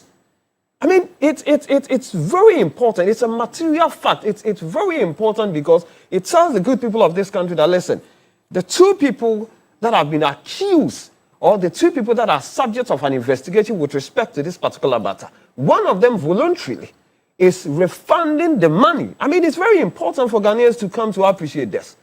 And two, you see, it must not be, the impression must not be created that, oh, the NDC thinks that, excuse me, this Miracle is a threat. And for that matter, that is why we are going after Miracle. That's why we are witch hunting him and what have you. You see, Bella, let me tell you something. The President John Dramani Mahama that I know is a man that respects the Constitution of the Republic of Ghana. He is a man that says that once somebody falls short of the law, the person will be a subject, right, to prosecution according to the laws of this country. Nobody is persecuting Miracle Abuaji. I mean, this is this is a case that has been going on for 1 solid year. And for crying out loud, is the NPP telling us that any of their appointees who is found to have been culpable or who is found to have been involved in any act of corruption, any act of thievery, stealing, money laundering, and what have you not, should not be dealt with? Should not be a subject of the dictates of this country's laws? Is that what the NPP are trying to tell us? Well, let me read something that the General Secretary said, and I'll read it verbatim. He says that part of the strategy of the NDC's public trial, let's throw things outside for people to think that, oh, he's committed a crime. That has been their model of branding. That has been their style. Then he goes on to say, if they feel that Miracles has committed any crime, the best approach is to arraign him before a court of competent jurisdiction, not this kind of Rambo-style behavior, not this kind of archaic behavior. Power is transient. Remember that. Power is transient. You know, as for the mantra, power is transient, we have heard it several times. It's becoming like a cliche. You see, the MPP should be the last political entity to be speaking with to be speaking in such manner, in this manner. I mean, these are a group of people who justify the reason why Chachu Chikata was arrested within a church premises when he was worshiping God. These are a group of people who will justify the reason why Mr. Kojochu Buafo, right, the current executive, what do you call it, chief executive officer of what we call it, financial intelligence center. These are a group of people who will justify why he was arrested at the airport. These are a group of people who justify why Salome, a man who had heart-related problem, was arrested and persecuted. These are a group of people who justify. These are the same group of people who justify why President Jerry John Rawlings, may he so rest in perfect peace, was persecuted because he decided to speak against a regime. These are a group of people who justify why Mr. Yiti Mensah, may he so rest in perfect peace, was persecuted. All of a sudden, when you are being subjected through the dictates of the law, not even persecution, when you are being invited to answer to questions because you presided over a particular government institution, and you call this persecution? Where is the persecution in this? Has Miracle not been invited to answer to certain questions? Is it not lawful? Bella, inviting Miracle to answer to questions, is it not lawful? Is it not lawful? Has anybody persecuted Miracle? Has he not been cooperating for the past 1 year? They're saying if he's cooperating, then why arrest him in such a manner, prevent him from seeing his legal counsel, interacting with his legal counsel? Why did you do that? But let me ask the question. Because it's not as if he's a flight risk. No, but let me ask a simple question. When Miracle was picked at the airport, has something happened to Miracle? Has something been done to Miracle that is not lawful? Is Miracle currently in detention? Is it lawful or is it not unlawful?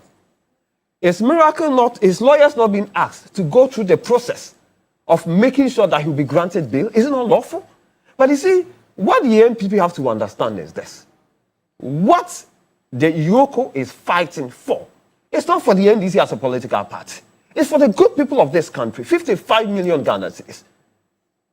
Bella, it's reason why, as we speak today, when you go to some hospitals, people don't have beds.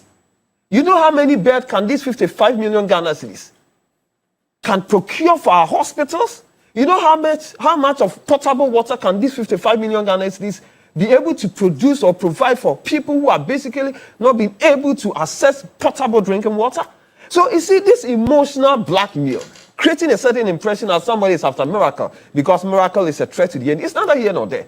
What is more important is that the NPP must bear in mind that the very people that they persecuted, and in those days, they call it prosecution. When they were hauling people before Iroko, do you know how many times Mr. Kojochu Buafo, do you know how many times he has appeared before Iroko? Do you know how many times he appeared before Iroko when the NDC was in opposition? To the extent that at a point in time, it became a daily affair. He was going to Iroko. Mr. Tetevi, who was the NCA boss, a man who was going through kidney-related problem. Do you know the kind of prosecution that he was subjected to? Why is it that all the time MP people want to create an impression that they are first-class citizens, others are second-class citizens? Why is it that people of NDC, the likes of Kwame Pepra, the likes of Sepa Yankee, the likes of even the former President Jerry John Rawlings can be a subject of prosecution, but yet ordinary people within the NPP who had the opportunity to preside over state institutions cannot be a subject of prosecution. Is it the same NPP who are telling us today that they have what it takes, they want to come back to rule this country, and yet they are not ready to avail themselves to account for their stewardship? No wonder no member of the NPP is calling on Kenneth Oforiatta to come back to this country and come and face prosecution. Because for them, they think that when they are given the opportunity to rule this country, it's about merit making. It's about siphoning this country, to mess up this country. And when you go to a position and you are being called upon to be a subject of an investigation for your own stewardship, NPP thinks that, listen, we are above the law, we are above reproach. And for that matter, nobody should call us to come and account for our stewardship. I've just read the statement where he says that go to court. But most importantly, they're also saying that why is there sort of like a public trial? Delali, I'll let you hold on with that because I'll come to Dr. Ramsey so he can respond to this. But also quickly, let me read a few messages. Shawal says that MPP think they're more humans than all of us. So, okay. Money again says, Napo said he's been going to Yoko as well. So when the time comes and he gets picked up, will the MPP come back and say it is witch hunting?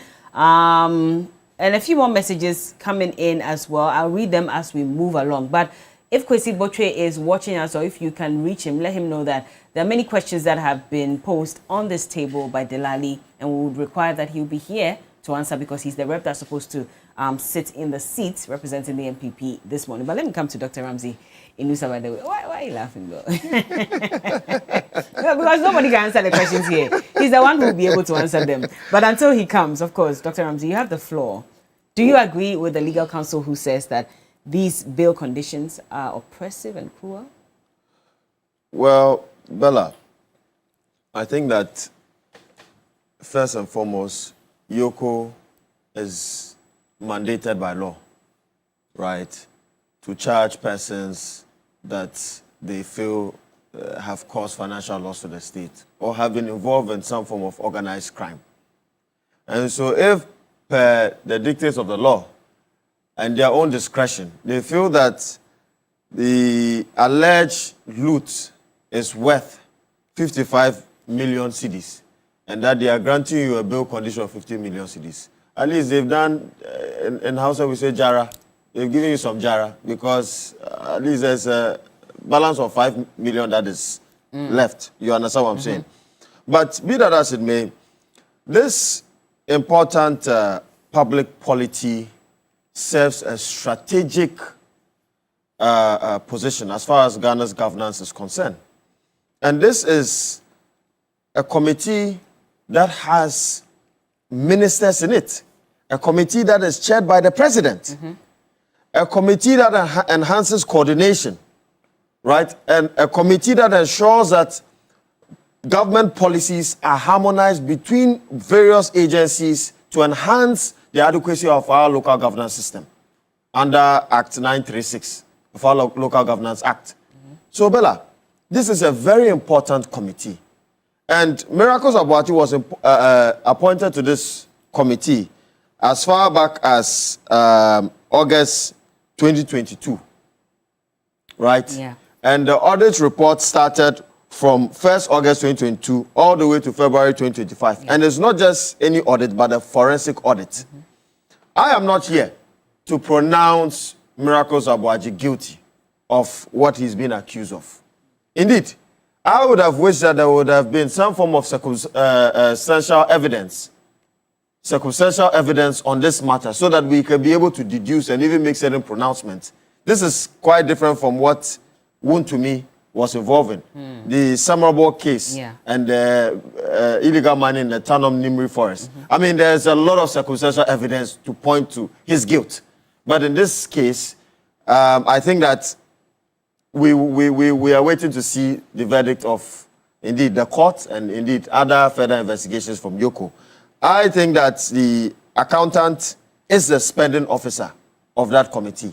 Miracles was the executive secretary. Yeah. And so, for the accountant to spend anything, he has to approve. Who has to approve? Miracles will have to approve. As the executive secretary. As the executive secretary. And the buck stops with him when it comes to the interministerial committee for coordination committee on local on decentralization. So it is very critical we understand what we're talking about today. And that is why I'm saying that what the MPP is doing today is just drama. We saw the same with Wontumi. And it ended up with what? A plea bargain. After all the sitting on the floor and turning themselves into Zoom lion, what do you call it? Sweepers. Sweeping the floor and all that with their bats. Right? It ended up with what? A plea bargain. Today, we are caught up with the same thing. And I believe that the time has come for us to think about Ghana. This stance shown today at the Yoko entrance is an unpatriotic gesture. You mean the demonstration yesterday? Absolutely. Nobody is above the law. Bella, Nobody is about. And then they quoted Article 14.2 of the Constitution, leaving Article 14.3. So you see, they pick and choose how they want to concoct the narrative and try and paint a certain picture. Miracles has to account for his stewardship. If indeed he is guilty of what he's being accused of course he has to pay for it. 55 million Ghana cedis. Bella, today as I sit here, we have 6,500 schools under trees. As my brother intimated, there are a lot of hospitals without beds. They left us with only 3 completed Agenda 111 hospitals that they promised they were going to finish. Bella, let's look at our roads, right? Talk about even farmers and how the planting for food and jobs was supposed to support peasant farmers and our commercial farmers. But yes, still, what do we see? And so I think that nobody is above the law. Look, what Yoko did is they have not violated anyone's constitutional rights. It is clear they have the powers to arrest. And if they arrest you, they can hold you for 48 hours and then proceed to court. As we speak today, they have not done anything in contravention to the law. They have given him access to his legal counsel. The NPP said that, well, they have not given him access to his legal counsel. Then how did they know of the bail condition?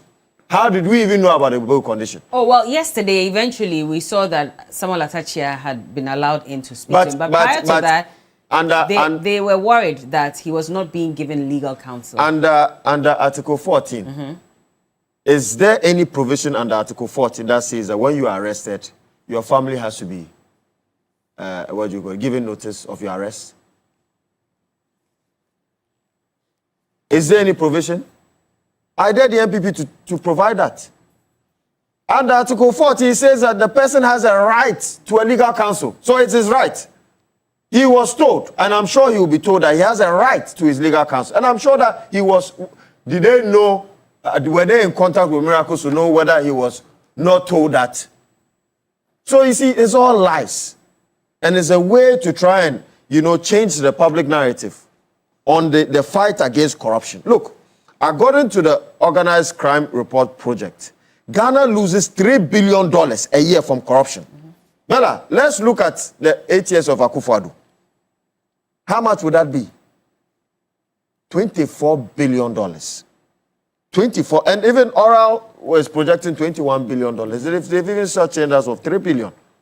So what we are saying is that the fight against corruption should be done in a manner that should not contravene with the laws of this country. It should be done with a patriotic stance. But what we are seeing today, look at the people that are standing there. You can do an audit and do your own investigation. How many of those people are even card-bearing members of the NPP? These are rented. Some of them didn't even know why they were there. Exactly. So these are rented. They are rented crowd. We call it a rented crowd. If you understand the political game very well, somebody has even made money from this. The person who organized this, I'm sure Dr. Bamu Bamia would have to release some funds to the person. So this is business as usual for somebody. Whilst Miracles is in the Yoko building trying to fight for his innocence. So what I'm saying is that the fight against corruption should not be something that we should take lightly. Bella, I want the Yoko boss to stand firm and uphold to the constitution of this country. That whether you are MPP or NDC, you are not above the law. I have been a victim of unlawful arrest. Yes. I have been a victim of unlawful arrest. This situation has no nexus between my situation. Did you have people, throng the venue where you were being held? No, they released me quickly. Ah, okay. They released me. Otherwise, you would have had people. I'm sure you would also have had some. Definitely so. And of course, I mean, we saw what do you call it? The likes of what's his name, Salah Mustafa. Yes. Make certain infertile comments about the situation. I think that we should be measured with the kind of comments we make about this situation. We in the United Party, and I'm not sure anybody has pronounced Miracles guilty of the charges or the offenses that he's been accused of. We are just saying that the laws must work. Nobody is above the law. If indeed 55 million Ghana cedis he's been found guilty of looting these funds and money laundering and other related charges that have been posited by Yoko, he should be dealt with according to the law. Let me ask this question because a number of people have also raised concerns about what they describe as exorbitant bail conditions. And in fact, even the education minister currently spoke on this matter sometime in May.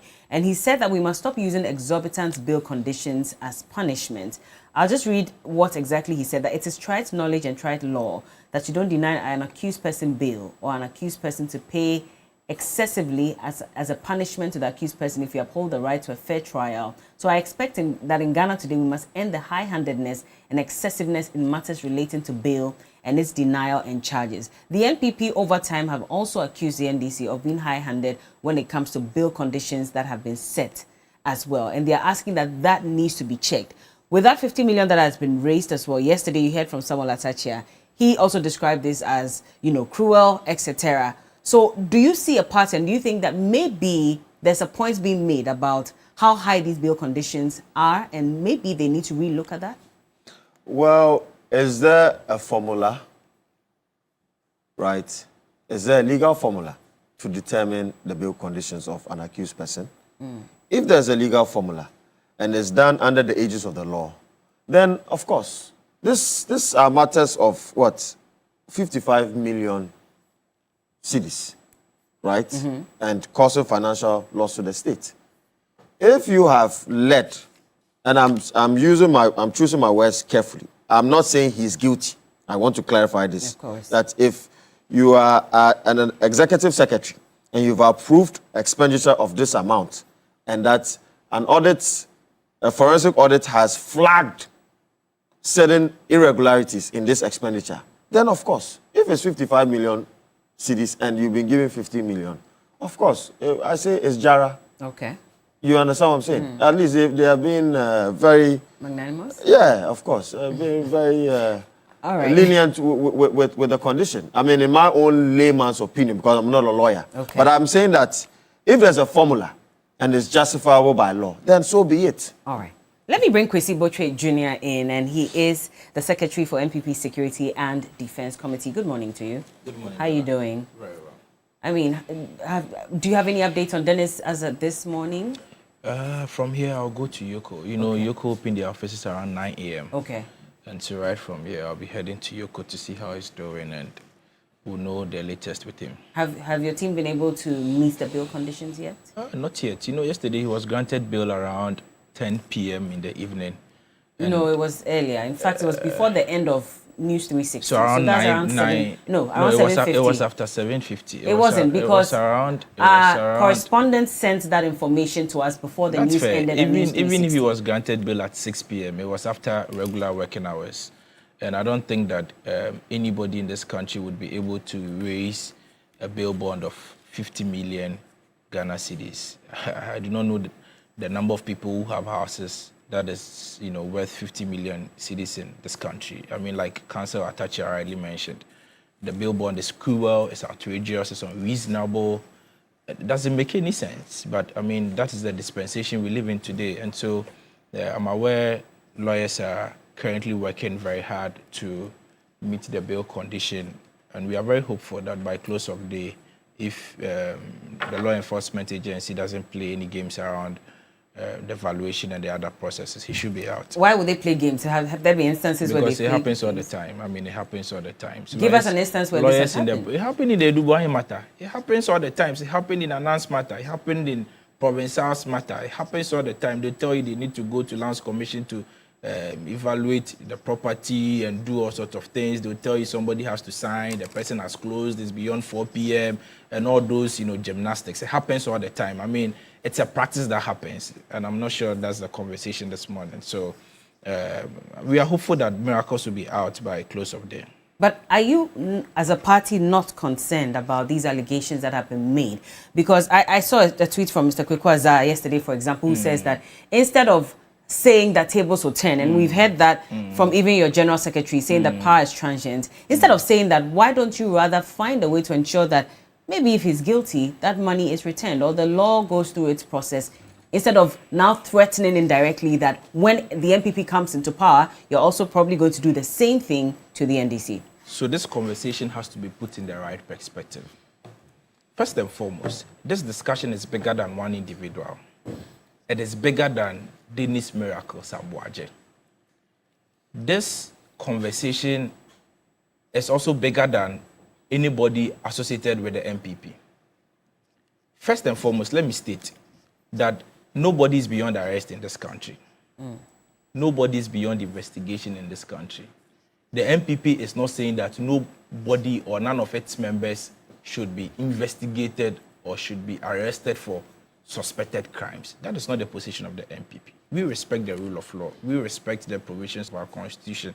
If the law enforcement agencies feel that any of our members have engaged in any irregular act, the law ought to take its course. The position of NPP is not that no police should arrest any member associated with the NPP. That's not the position of the NPP, or Yoko should investigate anybody. But like you rightly mentioned, all these are allegations. In any case, Miracles, we are being told from Yoko's statement that was stopped at the airport on Saturday evening and was taken into Yoko custody on Sunday morning. Throughout Sunday, no communication came out from Yoko. It took the persistent demand for his whereabouts for Yoko to indicate to us through a press statement on Monday morning at about midday that was engaged in, some alleged act. As we speak now, the acts remain alleged.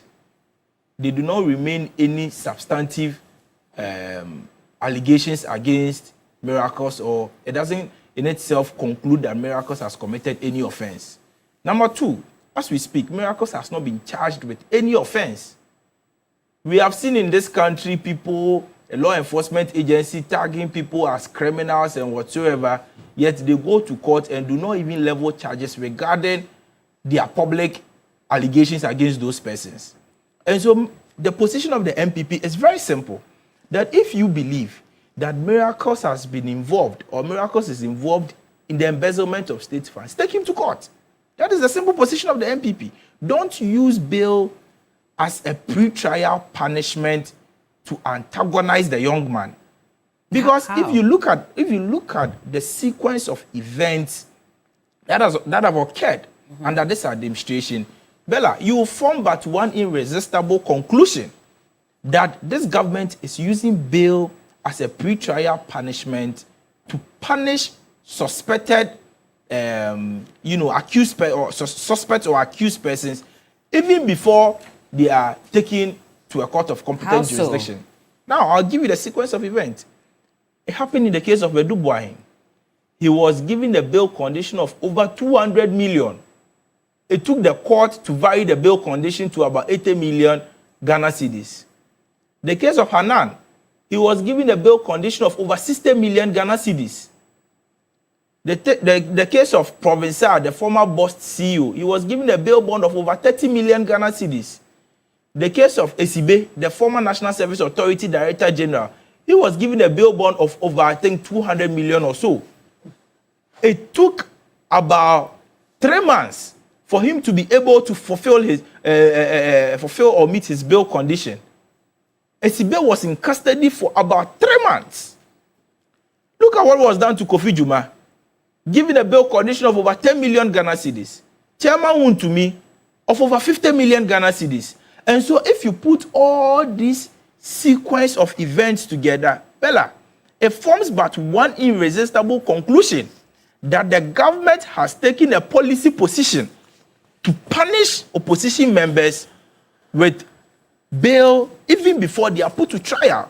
Let's not forget, these persons we are talking about are persons that the Constitution has enshrined, that they are presumed innocent until proven guilty by a court of competent jurisdiction, not until proven guilty by the Attorney General, not until proven guilty by Yoko or by Raymond Acha or by any law enforcement agency, until proven guilty by a court of competent jurisdiction. And so if we live in a realm, we live in a dispensation where people are being punished even before they are put to court, even before their plea is taken, even before the prosecution makes its case against them, even before they are allowed to defend themselves in court, then I don't think that we're respecting the rules of our constitution. When you say they are being punished, does that not water down the work of IOCO? Because IOCO is there to do its job.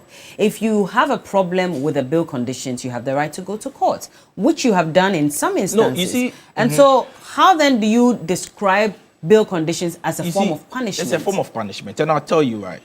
If you look at Article 19.2 of the Constitution is very clear that law enforcement agencies can hold suspects up until 48 hours. The law is clear that when the law enforcement agency reaches their 48 hours limit, they ought to release the suspects or the accused persons. In this circumstance, law enforcement agencies will hold you up until 48 hours, and at the 48 hours, they will grant you bail with unreasonable bail conditions, and it will take you about 1 week, 5 days, 3 days for you to meet your bail condition. I don't think that is proper in law, because the laws are clear. The Constitution is very clear that after 48 hours, take the person to court or release the person. The law never said that after 48 hours, take the person to court or impose unreasonable bail conditions so you can continue to keep the person.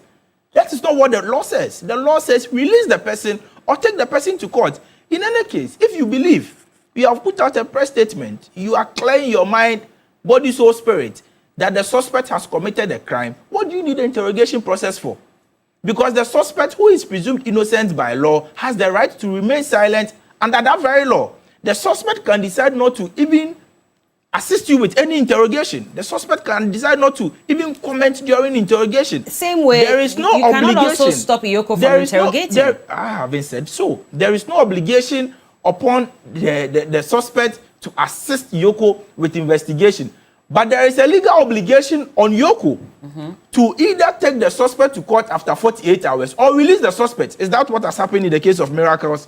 Is that what happened in the case of Edubuahi? Is that what happened in the case of Anan? Is that what happened in the case of Esibe? Is that what happened in the case of Giptiowai? Is that what happened in the case of Provensa? Is that what happened in the case of Wuntumi? But there are bill Is that what conditions happened in the case of that have to Kofi Juma? Is that what happened in the case of Apalu? All these persons were kept in IOCO custody beyond 48 hours. Meanwhile, the law is clear, Bella, that you either take the person to court after 48 hours or you release the person. You release the person, but there are bail conditions met. They have to meet those bail conditions. So if you impose a bail condition to make it impossible for the person to meet those bail conditions, then what are you doing? The Supreme Court, has pronounced it in several cases that bail conditions should not be used as a pre-trial punishment. Bail conditions should not be used to deliberately deprive accused persons or suspects of their liberties and freedoms. Our criminal justice system doesn't support that. This is a clear, mechanic, or this is a clear orchestration that IOCO uses just to punish persons, just to, show people where power lies. That is why our General Secretary has been clear and has been very consistent with it that all these persons who are engaged in this reckless abuse of state power, all these persons, they will be held accountable for their stewardship. If power changes, and the General Secretary has been very clear on it, that power is transient, and if power changes, all these persons will be held accountable. Okay. All these persons will be held accountable. I have a question Bella, for that you. I can promise you. Well, we hope so, but I have a question for you. And this person says, don't bill terms have to do with the alleged crime? Isn't the figure at par with the figures allegedly taken? For example, in this case with Dennis Miracles Abuaji and the allegations that have been made against him, 55 million Ghana cedis. He's been granted a bill of 50 million Ghana cedis. Is that not at par with the allegations that have been made against him? You see, if you say somebody has been alleged to commit a crime, it has not been established that Dennis has taken 55 million Ghana cedis belonging to the Ghanaian people. It remains an allegation. It is even possible that they will file charges and the charges will have nothing to do with the 55 million they have alleged. We won't know that until. It is even no, it is possible. It happens all the time in our criminal practice. It's possible. Hanan's case, didn't they file charges regarding 70-something million? When we went to court, didn't they withdraw their charges and file a lesser charges against Hanan? So it happens all the time.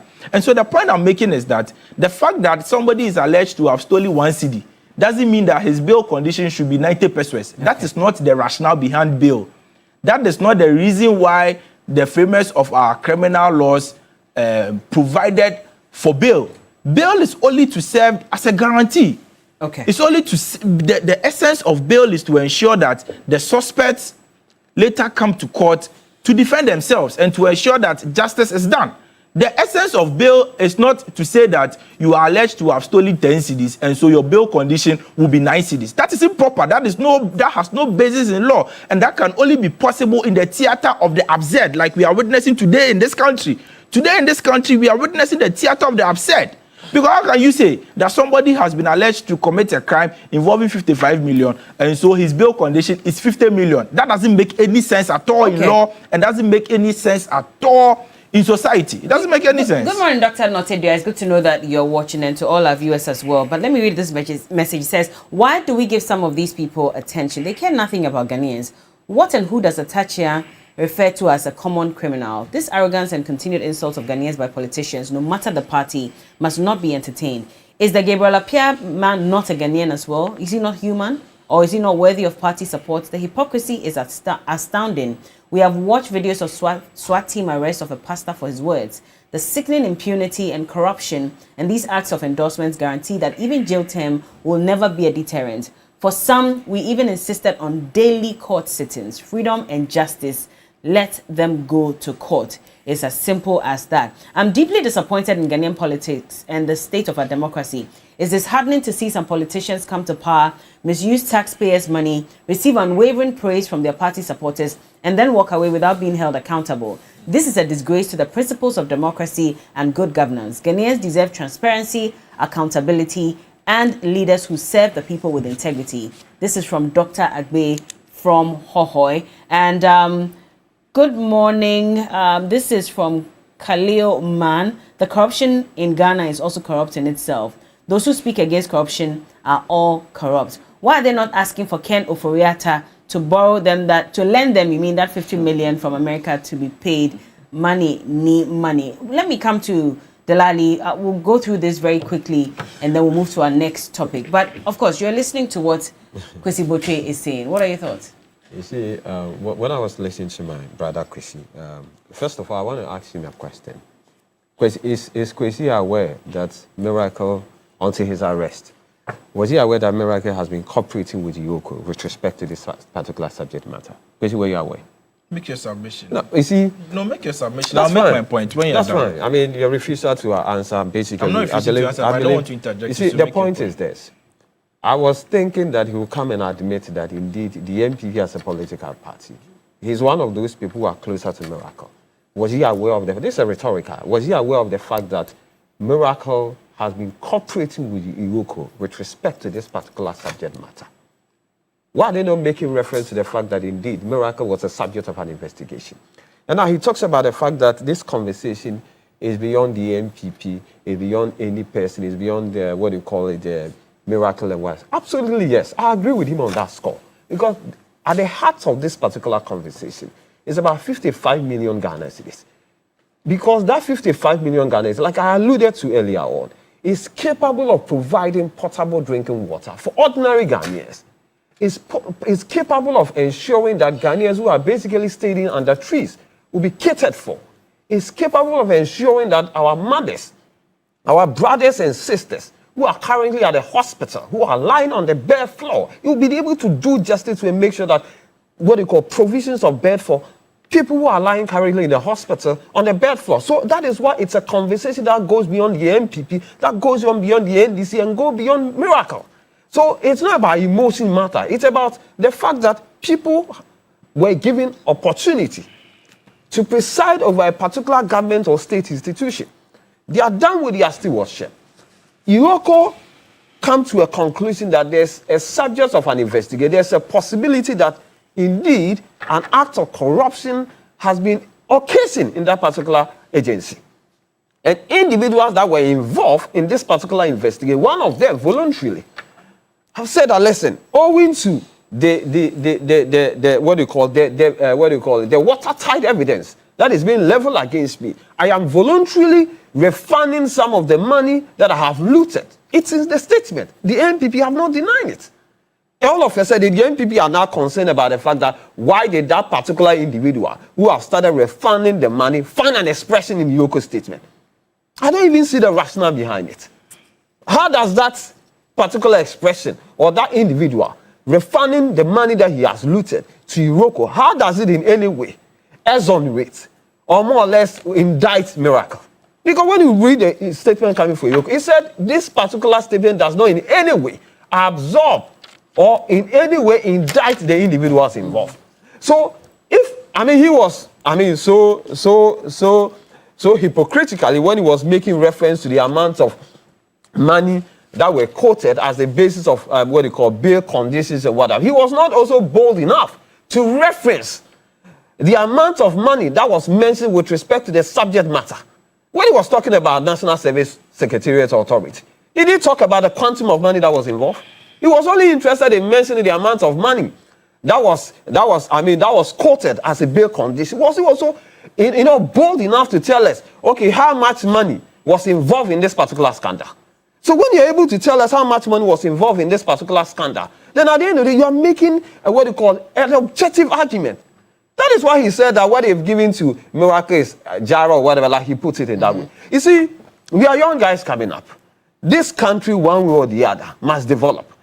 All of us, we wake up every morning. We talk about how deplorable our road is. We talk about how, how poor medical infrastructure. We talk about our educational system. And the only way we'll be able to do with justice and make sure that all this defectiveness, deficiency that we are highlighting when it comes to health, when it comes to education, when it comes to road, is be able to find the revenue and the resources to be able to execute that.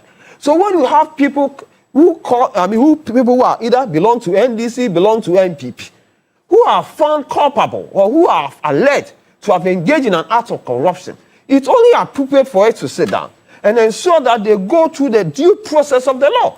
And I'm telling my brother, Kwesi Botre here is this.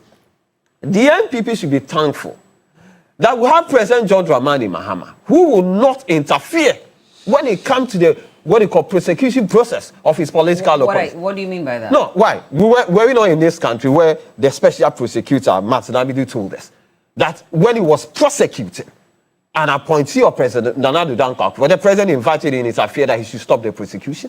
Were we not in this country when Godfrey Adami, right, the principal advisor to the president, the legal, the attorney general, right, have to quote a witness, have to quote a witness with respect to how he would testify against Honorable Attoforsen. There was incontrovertible recording to that effect. An attorney general of the Republic of Ghana who was quoting a witness how to lie against Honorable Attoforsen. And we have someone like Dr. Ayeni. See, there are even NDC members who may not be happy with Dr. Ayeni because of his avowed principle nature. He's a man that will not turn the law upside down. He's a man, regardless of even internal pressure coming at him, who will make sure that he sticks to the dictates of the law. But they should be happy that we have such a man as an attorney general. Don't you think that, there's some fairness in that statement or that request they are making, that once it's an allegation, the person has not been declared guilty. Mm-hmm. So how do you set such high bail conditions for that person? But Bella, once allegation has been made, there must be an investigation process. Is that not it? Is it the first time that state institutions have invited an individual to cooperate when it comes to an investigation? See, it's normal for political parties or SWAL administration, supporters of SWAL administration, right, to make certain commentary, to more or less chastise the processes where a ruling government will subject its elsewhere appointee through. You see, we've had a senior member of your political party, and I read what he said, that there seems to be some high-handedness when it comes to setting bail conditions, and maybe that needs to be relooked at. It's the education minister who's speaking on this. I respect Honorable Harun Idrisu. He has expressed an opinion with respect to this particular subject matter. I have my own personal view about it. But what is also very important, when the bill conditions are set with high amounts of money, they have even the right, is that not it, to go to court and it will be varied. Is that not it? Have we not witnessed it under this particular dispensation, where they felt that bill condition has been set on a higher amount and they have gone to court and it has been varied? See, I understand the MPP. What is currently happening within the MPP is certain group of individuals, those who are currently occupying position, national executive position within the MPP, those who are aspiring to organize to occupy national position within the MPP, are basically using this as an advantage to showcase the extent to which they can mobilize. That is why you see all of them trooping there, granting series of interviews. They want to showcase to the MPP delegate that, listen, we are capable, of occupying certain positions within the rank and file of the MPP, within national executive position and what have you. That's what they are showcasing, what they are doing. I don't have a problem. You can't say that for a fact. I mean, what I'm saying is this. You are conjecturing at this point. I'm not conjecturing. Okay, fine. You may call it conjecture, but I believe people agree with what I'm saying. Bella, what I'm actually saying is this. President John Dramani Mahama have no intention to persecute any of his political opponents. Okay. Dr. Ayeni, the Attorney General, the Venerable Attorney General, have no any cause to persecute or more or less which hands any of his political opponents. What is more important is this. An individual had an opportunity to serve this country. He was privileged enough to serve this country. And his stewardship must be a subject of an accountability. Because that's why I said that all the two major political parties, including my friend Paul United Party, Honorable Alan Chremantin, anytime there's an election, one of their biggest campaign message is to protect the public purse. One of our biggest campaign messages is about the fact that we want to eschew corruption. We want to do away with corruption because we believe that the only devil that is impeding the progress of this country is corruption.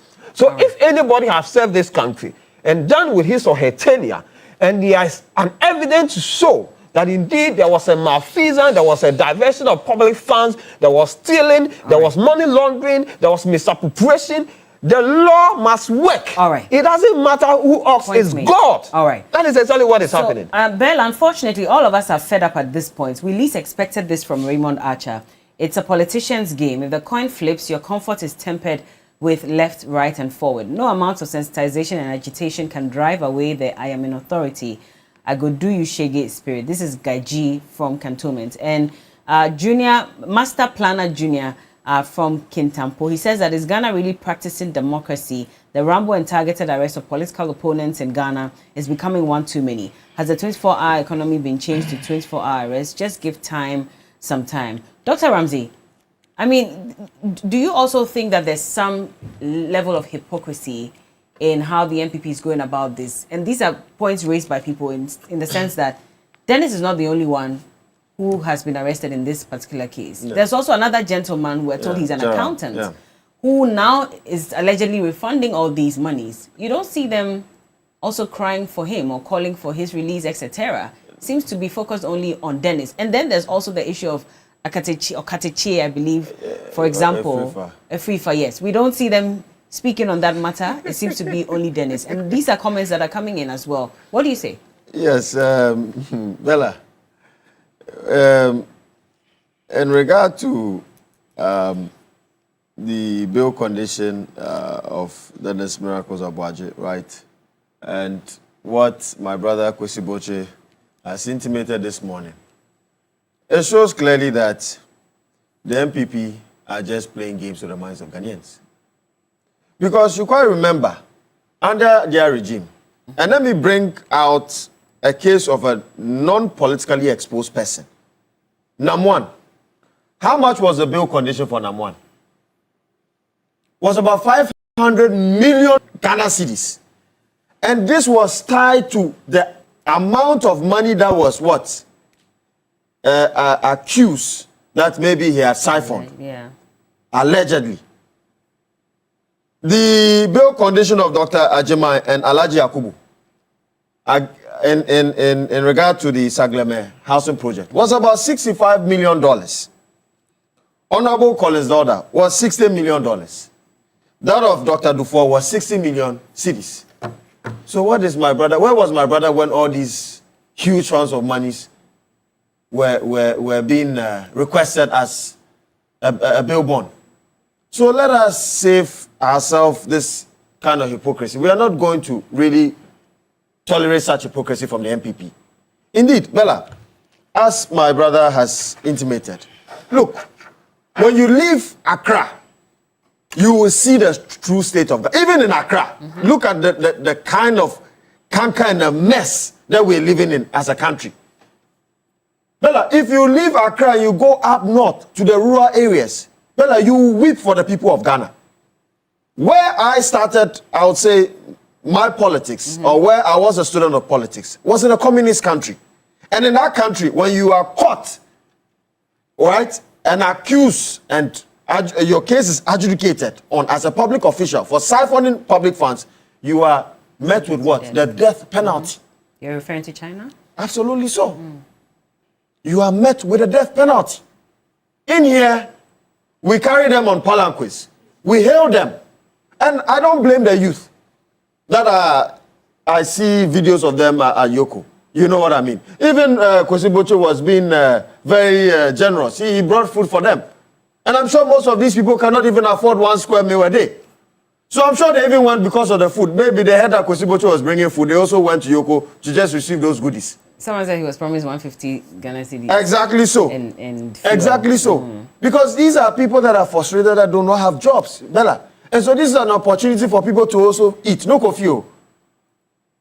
So what we think the right thing to be done going forward, Bella, is that we should hold our public officials accountable. The time has come, and I'm saying that if the NDC fails to uphold to this rule of law within this short period of time of the legacy term of His Excellency the President, then I will begin to have some form of jittery for the lifespan of our Fourth Republic.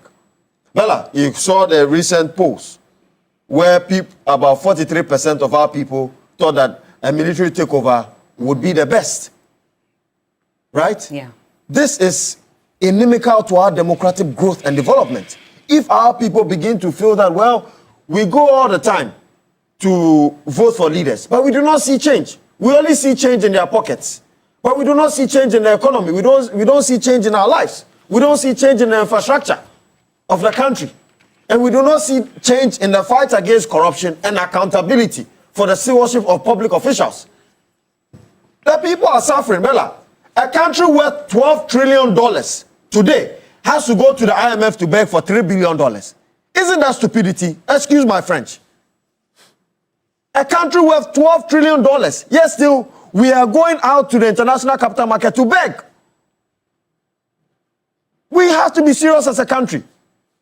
And we have, the political class has taken advantage of the vulnerable in our society for far too long. And I blame some of our people too. Because at the end of the day, anytime, look, and I don't understand this, Bella, in Ghana, in our society, and I'm sure you've lived in the Gamashi area, right? Where Teshi? Yes. Teshi. Yes. If you hear, hey, Juloe, you see that people come out and they attack the thief. But the same people will go and queue and vote for corrupt officials to come and loot the public purse. I do not phantom this. I do not phantom the psychic of some of our Ghanaian voters. So you're saying they'll come out and attack a thief, but will vote for a thief? Is that what you're saying? That's what I'm saying. I do not understand. I do not phantom this. The same people in our society are against these armed robbery, are against thieves, and they will do whatever, and I mean to the extent of even lynching them and beating them. Yes, still, the same people will take a bag of rice, 50 cedis, and go and vote for corrupt officials. So indeed, the change we want to see in Ghana begins with ourselves.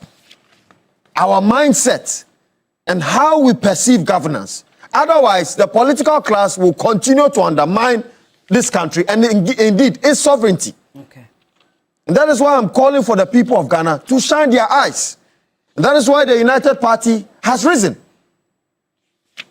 That is why the United Party is here. That Ghana first. Enough of this politicking over the issue of accountability.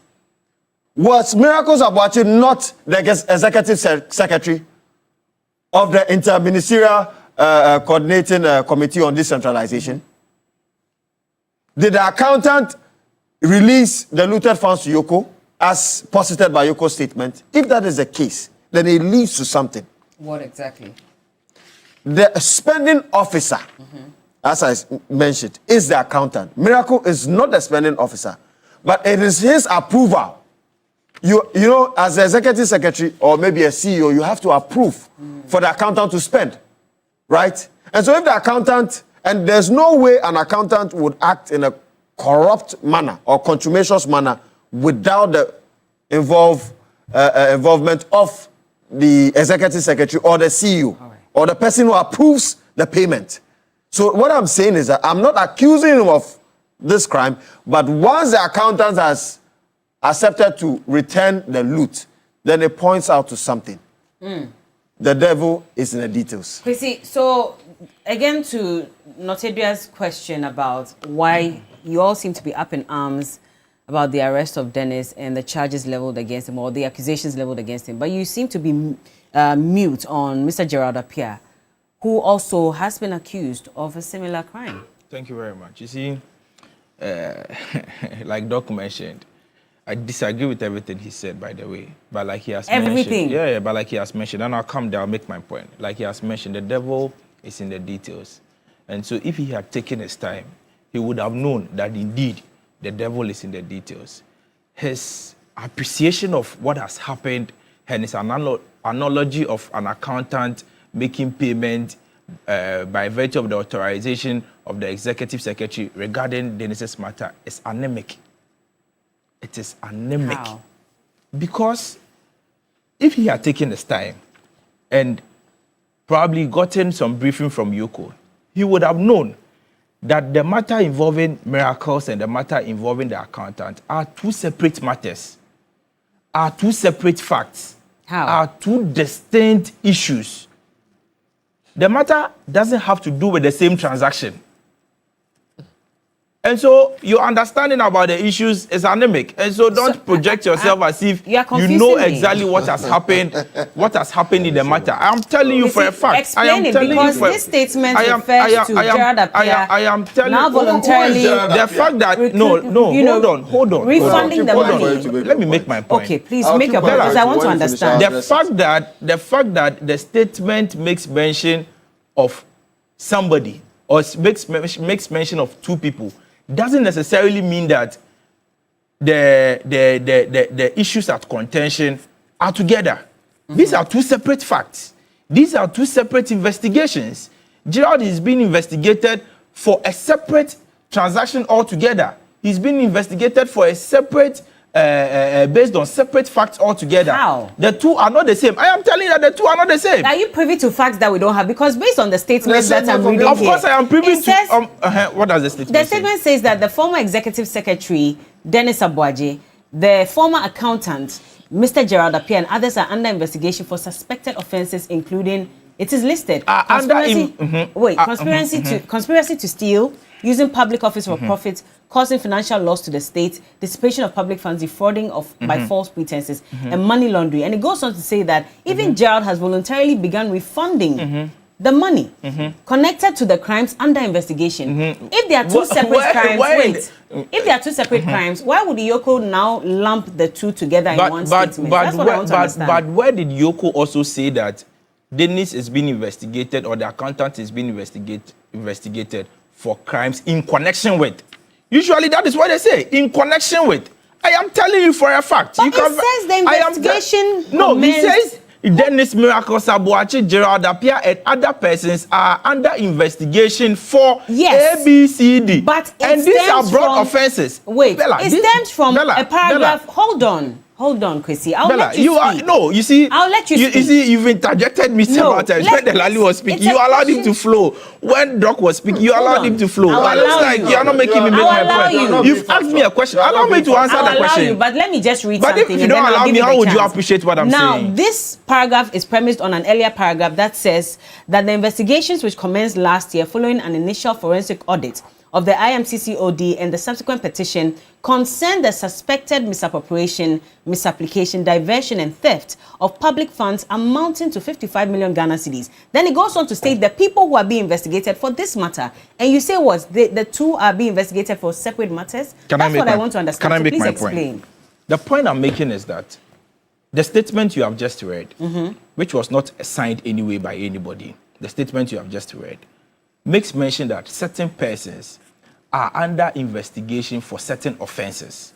Bella, 4 of us sitting around this table can be under investigation for dissipation of public funds, abuse of public office, money laundering, defrauding by false pretense, but does not necessarily mean that our offenses or our investigation is connected. That is the point I'm making. It is possible that we can all be investigated under separate facts for separate transactions, but they can put out a statement to say that we are all being investigated under the offense of defrauding by false pretense or whatsoever, and so on and so forth. But the point I'm making to you, that would be disingenuous of the point I'm making to you is that this person, there is no connection between the two persons. The fact that the person was his account doesn't necessarily mean that they are being investigated for the same offense. In any case, like you have mentioned, Gerard said to two. Like the statement says that Gerard Appiah has started refunding some of the monies to the IMCC after an audit report. As an accountant, it is possible that maybe one of his payments was flagged by an audit report or whatsoever, and that I'm saying, of course, he's an accountant. I'm saying, of course, we are all conjecturing. So if you conjecture, we are around this table. How do you make a definite statement but I'm telling you that Dennis is being investigated. I have been to Yoko. Okay. I have spoken to the lead counsel. Bella, you haven't spoken to the lead counsel. So you tell us. So don't challenge what I'm saying unless you have any contrary facts. I'm not challenging. I'm just reading the statement. But the fact you have does not say anything that they are being charged for the same offense. Okay. The statement only says that they are being investigated for A, B, C, D. It doesn't say that they are connected. It doesn't say that they committed a crime together. It didn't say that there was a conspiracy. It only said that they are under investigation and several other persons. And so why have you drawing the conclusion that they are being investigated under the same transaction or under the guise of the same facts? I'm just reading from here. But I'm telling you that is not what it is. Bella, let me make my point. You let him make his point, Let me make my point. You respond to Bella, it, please. Again, Doc makes another anemic analysis. Sorry, before you go, let me just, is that why you are saying that for your party, you are all up in arms for Dennis and not Gerard? Have I said that on this table? I'm asking you. It's a question I asked you. You said, is that why I am saying? I'm asking you, have I said that? It's a question. I asked you a question. I asked you that why is it that as a party, you are Bella, all if you allow me to make my point, I'll make my analysis. To another point. I'll let you move on to that point. But just quick one. I asked you an earlier question. I didn't get an answer, which is why I'm trying to get that answer. I'll answer your question. I'll answer your so question. You know what question I'll answer your question. I've written your question down. I'll answer your question. Don't worry. Go ahead. Doc makes another anemic analysis that Yoko, he sought to say that Yoko has been gracious for actually granting Miracle's bail to the tune of 50 million because the monies involved or the alleged monies involved is 55 million. Doc, for your information, bail is not a debt recovery mechanism. Bail, it is not a debt recovery mechanism by Yoko. The essence of bail, or the reason why bail is stipulated in our laws, is to secure the attendance of the suspect in court. And therefore, the amount of money involved in an alleged crime does not automatically determine the bail bond. And so if you make that analysis, it's an analysis of humongous absurdity.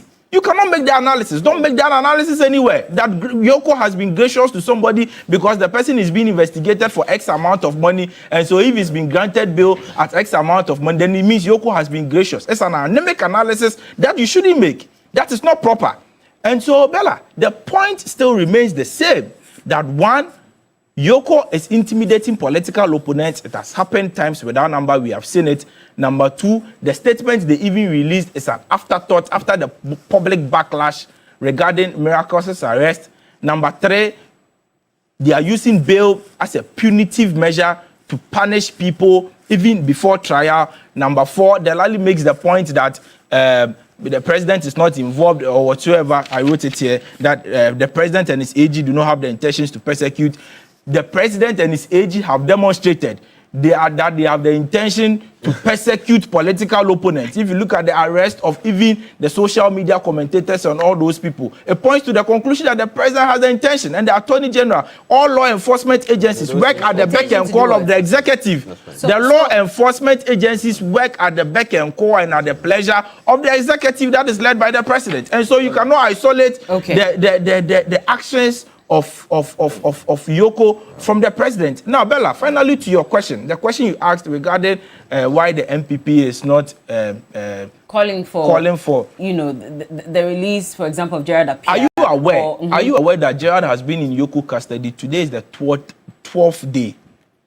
12th day of Yoko detaining Gerard Appiah. Are you aware? So that's beyond the 48 hours. Of course. Why did you people not amass at Yoko then to demand his But release? the people amassing, there are people that went to visit or wanted to visit Miracles Abuaje. The young people there are people that are not happy with the abuse of power that this government is exhibiting. Did you see anybody in an MPP t-shirt there? Did you see anybody in an MPP t-shirt there? What are you trying to say? Was it an MPP calling? I am trying to say that the people gathered there are Ghanaians who are unhappy. But it was your national organizer who announced. Who was unhappy? It was your national organizer who announced that the NPP will head to Yoko office to demand the release. The national organizer, if the national organizer says that the leadership of the NPP will head to Yoko, didn't you see the general secretary there? Didn't you see the national organizer himself there? Didn't you see the minority leader there? And so what are you talking about? The young people who were there, did you see anybody wearing an MPP t-shirt or saying that he was representing the MPP there? These are young people who are unhappy about the abysmal performance and abuse of government, abuse of state power by your government. This is what the young people are not happy about, by the NDC government. You mean Delali's government? Is it not your government? If you say your government, is it not your say government? our government. Don't say your. No, I won't let you throw words about on this platform. If it's not your government, it's fine. It is our government. If it's not your government, you and I. So don't say, okay, land for me. Bella, the point... I'll let you come in. The point remains a fact that Miracles and Gerald's investigation are investigation based on two separate and distinct facts. There is no connection between the two of them. They are being investigated for their own, matters.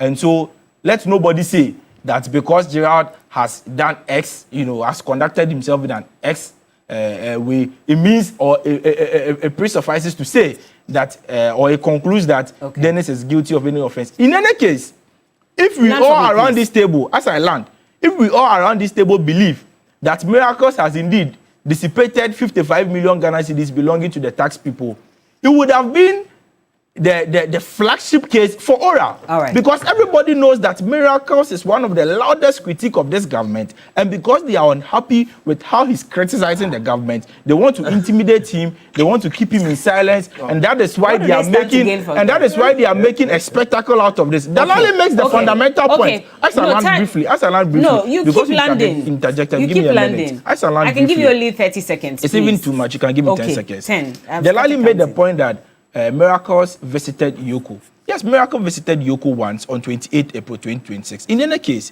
if Miracles made himself available upon an invitation by Yoko, then why must Yoko make a spectacle out of his arrest? And that is what raises fundamental questions regarding the conduct of Yoko and how they are abusing their powers. So your national organizer said the NPP will be marching to Iyoko to demand the release of Dennis Miracles Abuaje. I don't think he said specifically that leadership. So no, I'm not coming back to you. I'm just reading it to you so you are aware that... is marching, does it mean Ghanaians cannot join the MPP? Does it mean Ghanaians cannot join the MPP? You said the MPP went there. And I'm saying that Ghanaians, Delali, the people, they are Ghanaians. Okay, Delali. Doc, you come in, don't worry. But let me just go through the natural channel. I'll give you time, don't worry. I always say one thing, that sometimes I might not be a lawyer, but sometimes common sense must prevail. Watch this very carefully. When you read paragraph 3, of the statement coming Don't even read the title of the press release. The title of the press release. You're fine, that's fine.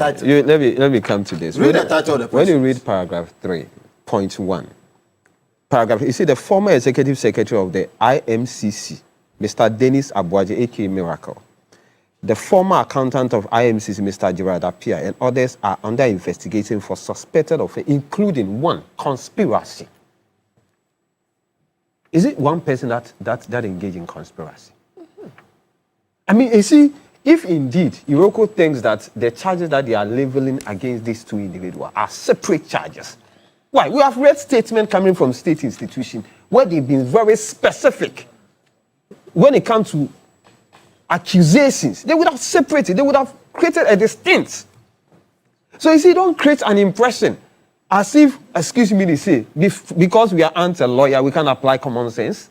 Because sometimes common sense must supersede law. Because you see, this whole thing, trying every means possible. I mean, I will not sit down here and say, oh, Miracle is guilty of whatever. Oh, you have done that no, I've not done that. What have I done? I will not sit down here and say Miracle is guilty of the allegations or the offense or whatever that has been leveled against him. He will have his day in court. I mean, you see, sometimes some of the statements my brother Kwesi Bochi made are very despicable. And I'll tell you one thing.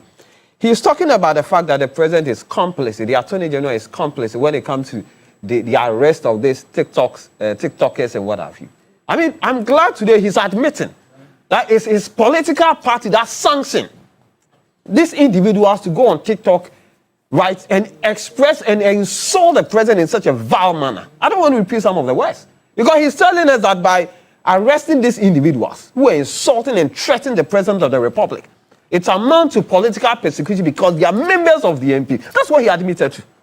I mean, we are young guys coming up. We can engage in politics of, critiquing and politics of dissenting and what have you. But if you are here endorsing these young ladies, young people who went on TikTok, insulting the president, threatening the president, threatening the first lady, and you are here admitting that they are members of your political party. I mean, I feel so scandalized.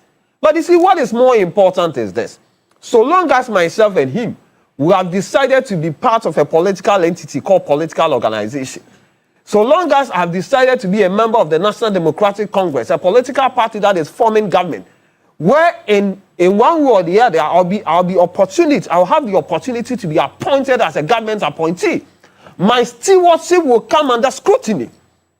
It doesn't matter who asks God. See, what he has to understand is this. There has been a statement coming for Yoko. First of all, he said he has not done anything. Miracle has not done anything. He's been arrested. He's been apprehended and what have you. Today, you are admitting that Miracle that he said have not done anything has nothing to do with... You are admitting that April of this year, he appeared before Yoko. So the fact that he appeared means that... No, are you not the people who admitted that he has done nothing wrong? So the fact that somebody goes to Yoko doesn't mean that he's not... Are you not the people who created an impression that he's not even a subject of an investigation? But until he's declared guilty... I'm not saying... Yoko means that the person is guilty of an offense. See, you created an impression. No, listen, I'm not saying... You created an impression. You have a long journey to travel to Yoko. Listen. You sitting down here, you created an impression that he has never been a subject of an investigation.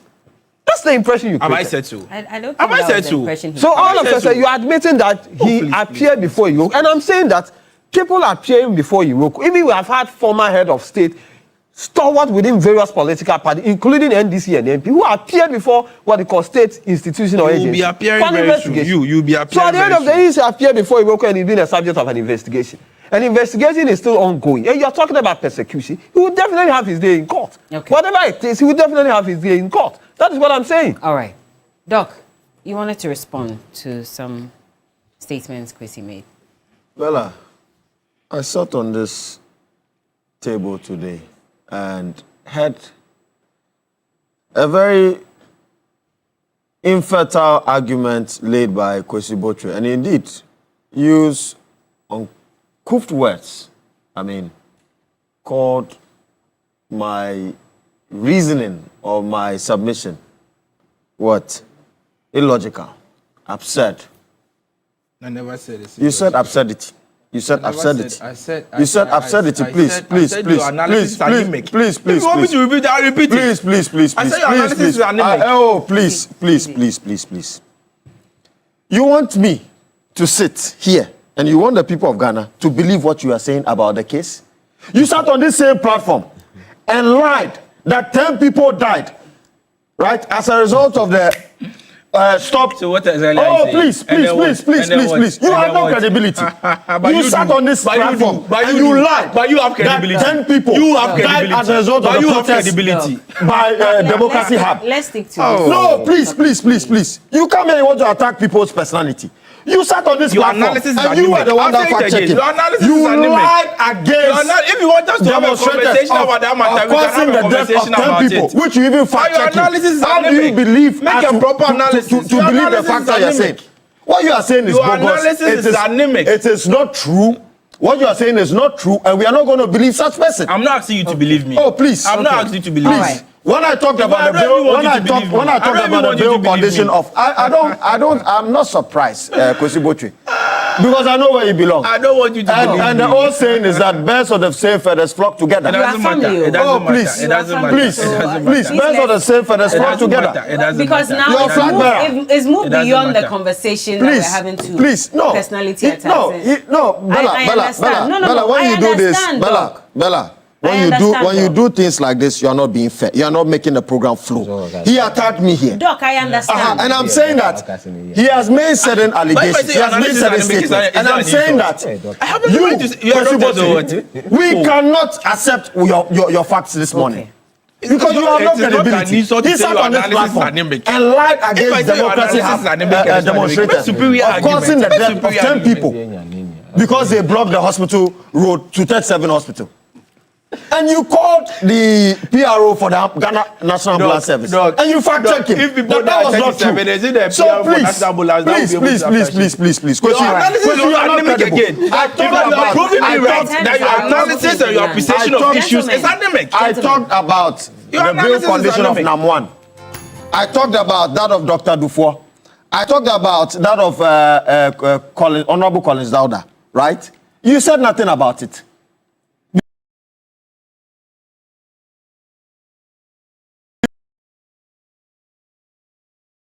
Because you knew that the amount involved, right, in regard to their cases, has a nexus with their bill upon the figure. The higher, and in our legal jurisprudence, and what I've seen over the time is that the higher the amount involved, the higher the bill condition. Please, so if you guys will not go to court and go and vary the bill condition. The NPP should answer the Lali's question on conspiracy. The messages are a lot. In fact, I've received an avalanche of messages. I wish I could read them, but at this point, tempers are high, so I'll have to wrap up the conversation. But the big issue is sponsored by the University of Gold Coast. So whether you are aiming for a specialist MBA in marketing, communication, operations, supply chain, human resource management, finance, entrepreneurship, innovation, or business intelligence analytics, or you want to advance to a dual MBA or chartered manager MBA, University of Gold Coast gives you options that match your vision. And if your next step is an MSc in international relations, communications, international marketing, international law, security diplomacy, accounting and finance, or human resource management, or an LLM in international law, security diplomacy, or MA in biblical studies, practical theology, then the pathway is open. Apply today because at the University of Gold Coast, we make it practical, so flexible learning, flexible entry, and flexible payment. So regardless of your work and life schedule, you can choose a route that fits your background and pay in convenient installments.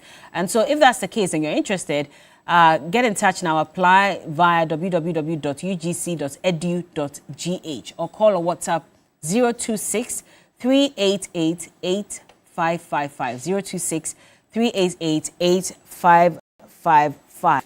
University of Gold Coast, building leaders for the nation. So we'll wrap up at this point, but I've been speaking to Dr. Ramsey Inusa. He's the Director of Research for the United Party. Delali Tsawakpo is the NDC National Communications Team member, and also Kwesi Botwe Jr., the Secretary to NPP Security and Defense Committee. We'll be back with more. Sports follows right after this. Content creators and football lovers, are you ready? Creator Cycles is back with Play and Connect 3.0, the Creator Cup Jersey Edition.